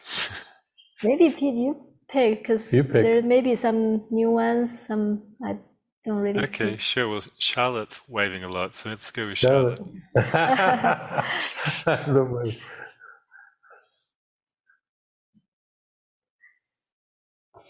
Charlotte. Hi David, hi Francis. I apologize if this has been on earlier. I was on and I had to leave. I had an appointment. But one of the issues I have is, it's kind of foolish, but anyway, is regarding, like, you know, the COVID vaccine. And I'm just like so scared of like the side effects. I'm so scared of getting it, and I'm feeling like pressured by my family to get it. And I'm just so scared, and I don't know what to do. Try to go quiet and get guidance, but my fever is still up high where it should be down lower. Yeah, thank you, Charlotte. Well, we do get a lot of questions around that topic right now, because it seems to be a very important topic for many, many people around the globe. And it's interesting for me because whenever I've in my life have had fear coming up, I would do like you've done. I would start to be aware of what it seems to be attached to, like what with my friends or my family or the government or something I was perceiving was wanting me to act and do something in a certain way. And then I would have to say, okay, I really intuitively know that it comes down to, it's not trying to take stands of right and wrong in terms of form or come up with some kind of rules for behavior, but it was going inside and really praying of what is truly helpful. Even with Francis's example of our friend Seema, who's trained as a medical doctor, in line to get a vaccine, and then suddenly a panic breaks out, and she prays and she's told, be the bringer of peace, and say, I'm a medical doctor, and try to bring calm. That's so beautiful as an example, because we've had a lot of questions on this particular seminar about like vegetarian, eat meat or don't, and the internal pressure around doing the right thing with food and diet. People, we just heard one too about a job and providing for family and the pressures around that. And so you're aware that you have some beliefs around the causation of around the vaccine, which also goes into cause and effect beliefs around COVID itself, because you can start to get a feel that the whole COVID situation, perception in the world, is a projection of fear, and we're learning more and more. It's a fear of a light. It's a fear of following guidance. It's a fear of losing something. Like, if I follow the Holy Spirit, what's it going to cost me? What do I have to give up to follow the Holy Spirit? And that's why we're having these gatherings, is to flip that around, to come, they call it in the world to be more proactive, but we're saying if an action is required at all, it needs to come from a strong guidance. Yeah, and guidance, it's really good to know that guidance comes as a direct, as a result of the prayer to have peace, and Jesus will guide you to bring the peace of mind. So in that way, everybody can have seemingly different instructions. So it's not to look in the right and the left to say, this is what I should do based on the analysis of the medical model, or what I shouldn't do, because it is just that the instruction comes because you want peace. You want to let go of fear. And that is in exact alignment with Jesus' desire to bring peace. So it's like, okay, I will hold up front this goal of having peace of mind, and then I will receive whatever instruction, and it's not based on analysis in the medical world. It's not on the instruction of this or that, but it's a direct instruction from Jesus as a result of my prayer. And so that in that way, we don't really need to convince other people. We don't really need to make a stand of this is the right stand. It's only a direct relationship we're cultivating with the Spirit through listening and following guidance. Yeah. And a vaccine, from Course in Miracles terms, a vaccine would be magic, okay?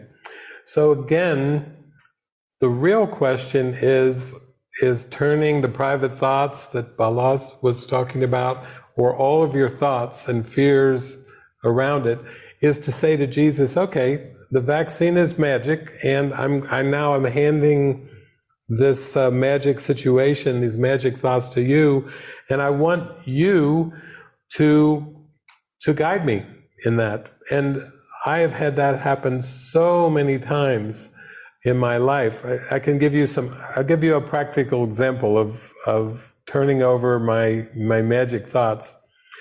I planned a big world tour where I was going to go from Mexico and the United States, and then over to Europe, and then over to South Africa, a massive world tour some years ago. And so it came down to, I was going to take a trip to Monterrey here in Mexico and then come back and launch on this huge world tour. So I was going in to my dentist for a teeth cleaning down here in central Mexico. And I go into my dentist, and he's a young man, and he does the teeth cleaning. He said, well, I've got some bad news. And I said, what? He said, you need a root canal. I said, a root canal? I said, I've got a teaching this weekend, and I'm going on a world tour. It's going to take months. When do I need to have this root canal? Now. You need a root canal immediately, the dentist says. I said, I'm booked for the Holy Spirit. I mean, I didn't tell him the Holy Spirit, but I'm booked solid for the next 3 months. So all I'm telling you is you need a root canal now. That's my job. So I left there and I kind of went into prayer, and in guidance, Jesus said, go see this lady with a quantum healing machine. And so I said, okay, not the thing you typically think of for a root canal. So I go and visit her, and she looks at the machine, she does her prints out. She said, here's something for you. She says, I'm going to give you a bottle, like a quart of colloidal silver. And I said, okay. She said, here, this is for you now. So I go back and I pack for my 3-month world tour, and all I've got is a quart of colloidal silver. No root canal, just a quart of colloidal silver. So I go to the airport, and I've got it bubble wrapped to take on my trip, and it's in my carry-on luggage. And the woman at the airport points at the luggage, and she's Espanol, points like, open the luggage. So I open the luggage, and they pull out, it's security, you got to go through the thing. You're not supposed to have liquids and firearms and all. She pulls this out. She goes, no way, you're not getting on that plane with a quart of colloidal silver. So I remember taking it out, and I couldn't even go through the search, the security. So I remember just sitting there with my friend Armel, and I said, well, this is what Jesus got me. This is my magic for my root canal. And I said, I just got this bottle, so I'm not giving up my magic right now. So I did the only sane thing I could think of. For 20 minutes, I chugged the whole bottle of colloidal silver. Meanwhile, my friend Armel is sitting there. You're going to kill yourself. We're not even going to make it to the gathering. You're chugging. I would take a chug and then wait a minute, take another chug. I chugged the whole thing. I said, I'm not throwing away my magic, because I was given this. This is for. So then I chugged it. I went off. I did my gathering, and I traveled all over to the United States, Europe, all around South Africa. And then when I was in South Africa, Jesus had me go with a friend who put me on her insurance. I said, can you even do that? She put me on her insurance. She took me to this dentist who did, in 2 settings, a very rapid root canal. Months later, from you need a root canal now. So that was just an example of prayer and trust. And maybe you have intuitive things that you feel are helpful for you right now, that maybe aren't a vaccination. Maybe there's things that you feel comfortable with, that you feel they're magical, but they're more acceptable to your mind. It could involve, a number of different things, but you have to just be willing to follow the steps, and that's what I did when I chugged the colloidal silver. I was just following my intuitive guidance, and it worked. It all worked out until the female dentist in South Africa did the root canal. She did say to me at the end, she said, now I saved the tooth with the root canal. And I said, okay. She said, now when you get back to the United States, you remember that I just saved it. You're going to need additional work on that tooth. But when you tell a mystic, you need to do something in the future. So when I got back to the United States, I forgot all about the tooth. I mean, I didn't even remember it. Then a couple years later, again, Jesus had the tooth pulled and an implant put in. You know, it's out of my hands. It's being very practical, but you know the answer. You don't have to put yourself into kind of this pressured bind, like you have to do this or have to do that. You can just pray, go in there, go inside, and feel, what is it that you would have me do, and then do it, follow it, and trust. Put full faith in it. But don't put it on the timeline like, I've got to get a vaccination within so many days, or, you see how pressured it gets when we think we have to direct the outcome. And Jesus is saying, give it to me. Let me direct all outcomes, and I'll show you a happy dream. Things will get taken care of, and they always do. And I always watch David have this kind of thing, so defenseless in terms of with the body. There was no defense in the mind of preventative of outcome, or it was like trusting the spirit and the guidance, and then just because when the mind has no fear and defense, you don't perceive the fear of the outcome either. And that is one thing I feel I have keep learning, because the body is seen as such a precious thing, and we need to protect it. There's so much protectionism, and that goes defensiveness that's going to protect the body. And then on this journey, when the guidance comes, we give the body over to the spirit as well. And then I watch David. What I see is just total defenselessness. And you trust the spirit's guidance in such a way, and the mind is not defensive and protective of the body. And then the fear is not there either. When I don't defend myself, I'm not attacked.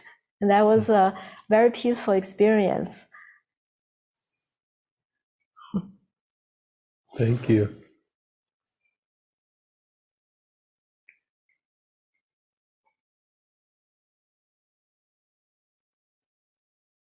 Okay, Pete, you see, I think we've got quite a few hands still, but is someone jumping out?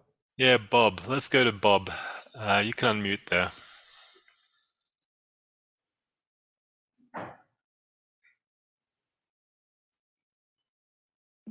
Hi, Bob. Hi, David. Hi, Francis. Oh, we still can't hear you. We may need to unmute. We can hear here, so I think it might be in the studio. Oh, it's on our end. You got it right there. We're doing it from our end here. Can you hear me now? Try that. Hello? Hello? Yes. Okay, there we go. We got you. Okay. Hi, David. Hi, Francis. Hi. Appreciate all the YouTubing and stuff, and it has been very helpful to me. I'm in a situation now where I could not have my refuge, which is my apartment, and I'm a little upset about that. And also, I have anemia, so I sleep like a baby for hours, and I wake up and I ask Jesus, aren't I supposed to be waking up?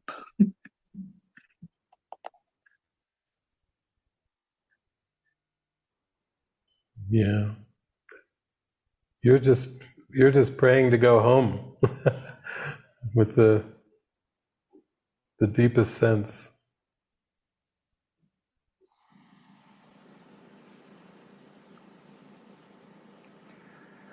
Could I get contact you in any way? Yeah, if you feel like that would be more helpful, just to put it in an email or put it in a voice message if it feels more comfortable for you. That's beautiful too. Okay. Well, I don't have access to your email. Okay, well, we'll have somebody message you with that in the chat. Thank you. Thank you, Francis, my great companion. I appreciate everything you've done. And I appreciate everything you've done, David. Thank you. Thank you, Thank you, Bob. Bob. Thank you, thank you, thank you. Love you, love you, love you. Love you. Love you too.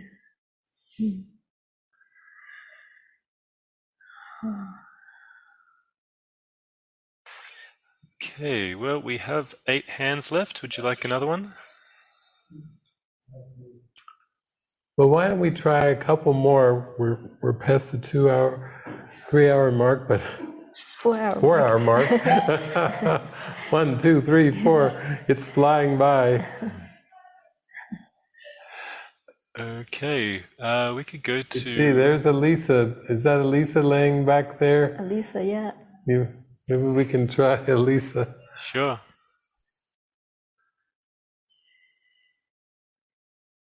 Okay. Hi. Can you hear me? Can you hear me? Yes, we can. Okay. Also, thank you. I'm so grateful for this.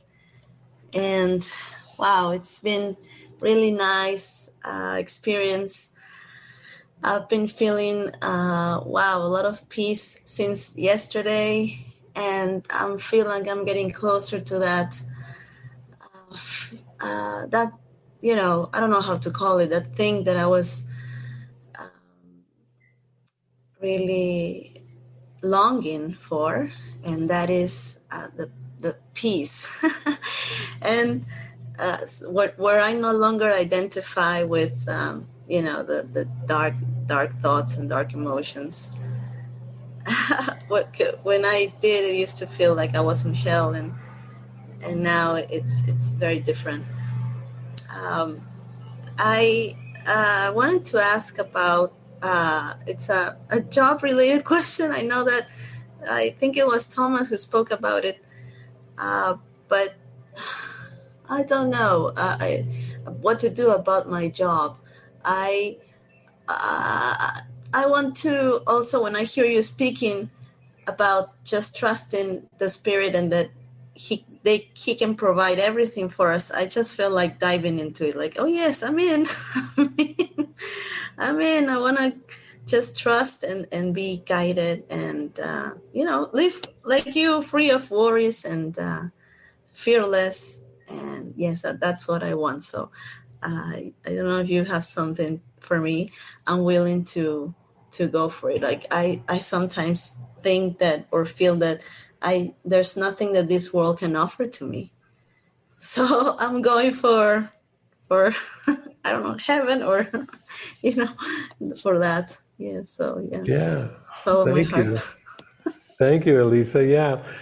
Like there's a parallel kind of example I can give where there was a woman from Mallorca who wrote to me on Instagram, big long message on Instagram, saying that she was very unhappy with her job, and it was very intense for her and very intense for her partner, her boyfriend.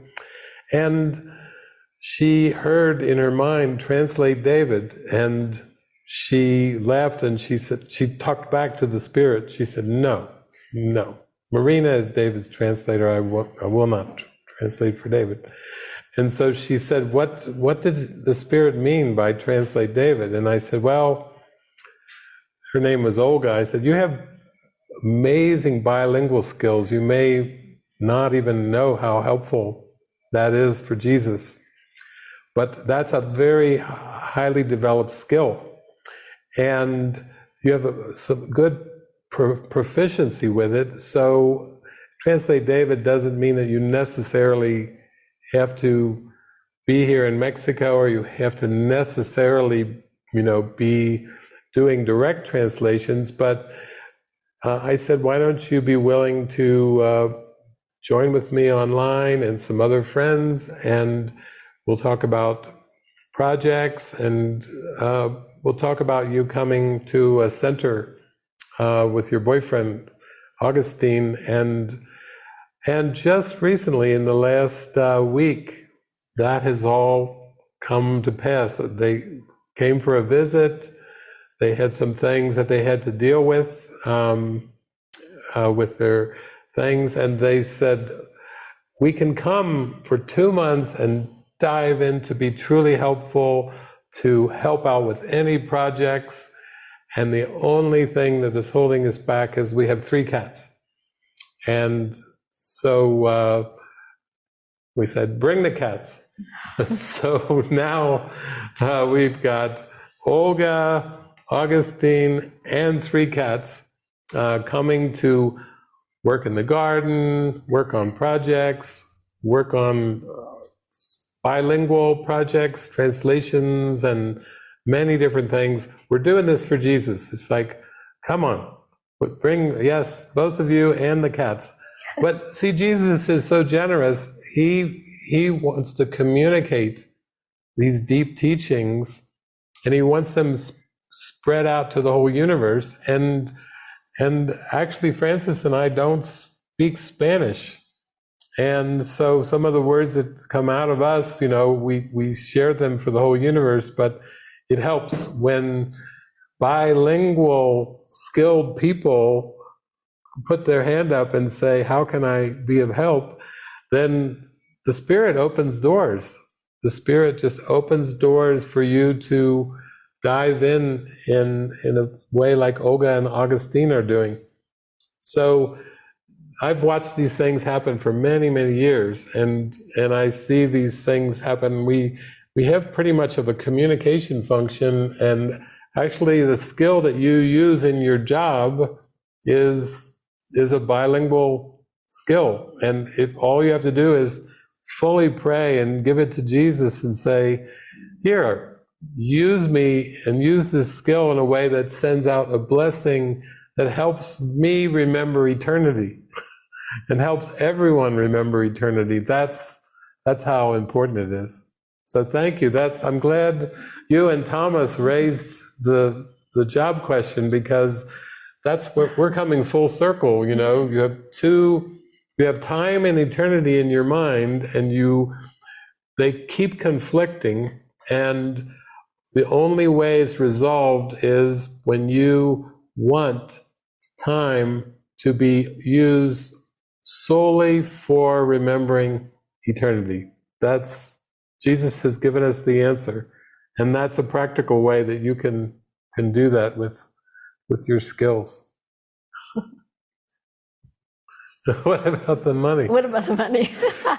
Show me the money. Well, maybe, the funny thing is, I think Marina and I could we'll get Olga and the cats and Augustine on there, because I'll tell you, I don't think Olga and Augustine are rolling in the money.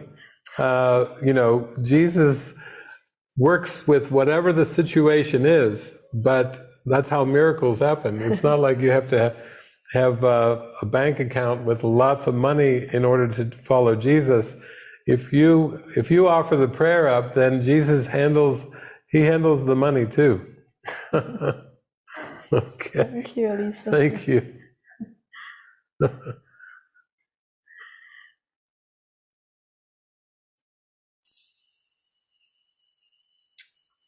Okay, maybe our last one. What's the woman in the center who's praying with her hands like this? She is. Yeah, that's Norma. Norma. Okay. Norma. Unmute you, Norma. Hi everyone. Hi David Francis. I just wanted to share an experience, an anecdote. I was for a few days because I had a conflict with myself. I had like a period of time where I was very reluctant to everyone that was going on in the morning. I had a lot of fear.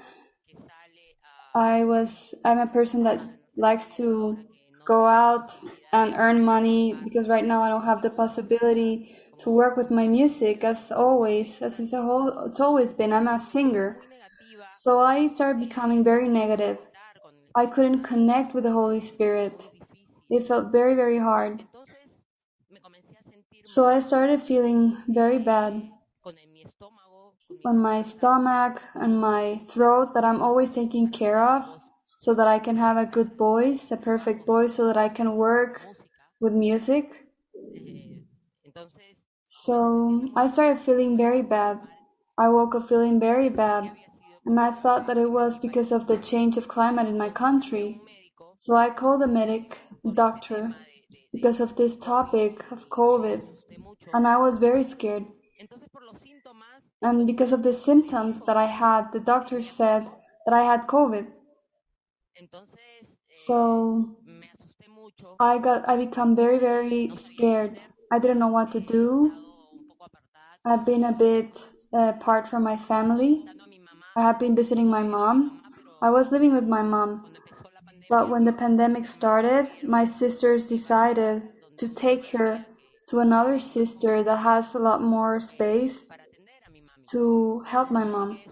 So I was alone in the house, and I understood that God wanted me to take care of myself. So when this doctor gave me this news and told me that I had to wait a couple of days to make a test, I felt that it was the most horrible 2 days of my life. I felt very alone. I didn't want to worry my family. I didn't know who to call, and a friend called me casually. I told him what was happening to me, and he just said, well, but you've always been in communion with God.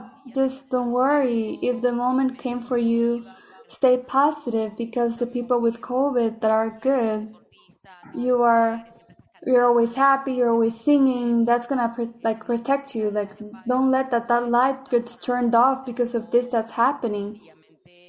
Because it just happened. Just follow the direction of the doctor. So he brought me the medicine, this friend, and thank God I stayed those 2 horrible days thinking what will happen with me. I would think of my mother. I told God that whatever happened, I just wanted to live in peace, because we always go like all the way to the end of this that's happening to the world. So I went to do the test, but this friend was in contact with my family, and he told them what was happening with me, that I didn't want to worry them. So all my sisters were calling me, tell me, don't worry, you're not alone. Anything you need, we're here. You can count with all the family, because we're a family. So I felt that God was talking to me, and he told me the doctor was wrong, that I couldn't be having COVID, that he was telling me, feel as if you don't have it. So I did my normal life. I took my guitar. I started singing all day. Both days I was just singing. The 3rd day I went to take the test, and it was negative. It was not reactive.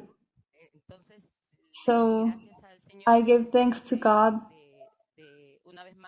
for once again show me that even though I was scared, even though I was angry for my situation, he didn't let me there alone.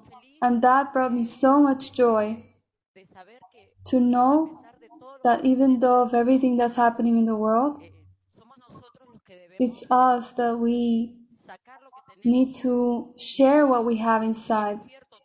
And we all came here with a gift, whatever it is. In my situation is art. I think that I don't know how to do anything else, so I work with that.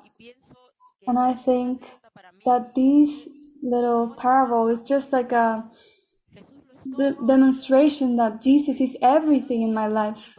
I don't feel alone anymore. The beginning when my mom left, I did feel that a part of me was not here. But I know that my mother is good with my sister. I know that I can go and see her. I take my bike and I go and visit her. So that was my anecdote that I just wanted to share with you, that really fills me with emotion.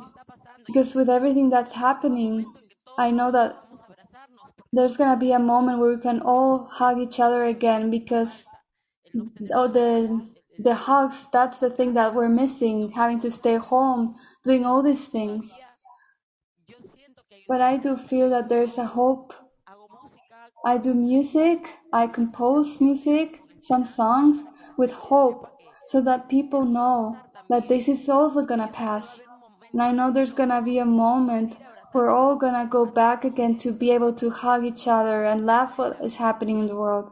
And that is what I wanted to share with everyone. Thank you, David, and thank you, Francis. Thank you, Marina, and everyone for listening to me. Thank you. Thank you so much. Yeah, that's what I was hearing in my mind when you first started to speak. It was like I hear to repeat it over and over, sing, sing, sing, sing, sing. And then you witness to that's your joy, that's your function. And you know, Jesus teaches us in lesson 136 that sickness is a defense against the truth. And he says sickness is some form of external searching. And then he tells us, this is the big one, sickness is function unfulfilled. So your parable is teaching that you went, first you drew a witness of a dear friend who said, you've always been happy in singing. So Jesus used the witness of the dear friend to point you in the right direction. And then you did. You sang. You went inside and you sang like the birds I mentioned earlier. You had a happy song to sing. And sickness and happiness don't mix. If you really follow your function and extend your light, then it dispels the darkness. Perfect love casts out fear. The light dispels the darkness. And so the parable you're sharing is a beautiful witness and a demonstration of that. Like you said, Jesus is my life. And that strengthens it. That strengthens the witness for the power of the mind. And so I'm glad you came back to your function, because I remember when I first saw you on an online retreat, you talked about your music and your love to sing and how important it was your whole life. And so you went back to your strength, the strength of your function. And that is a great witness for everyone. Beautiful. Yes. Thank you. Very good. Well, thank you. Well, we're approaching the 4.5 hour mark, so I think it's time for us to bid you farewell for now. But as usual, we have a lot of things going on. We have podcast. We have Ken's show every week, Get Real, and it's all freely available. So we hope that you tune in, and we're starting a new Spanish show that will eventually make it out on the airwaves next week through Spreaker and videos and so forth. So Jesus just keeps generously sending an abundance of love and light to us all and through us all. So thank you. We're very honored to walk this path with you and to walk side by side. We love you.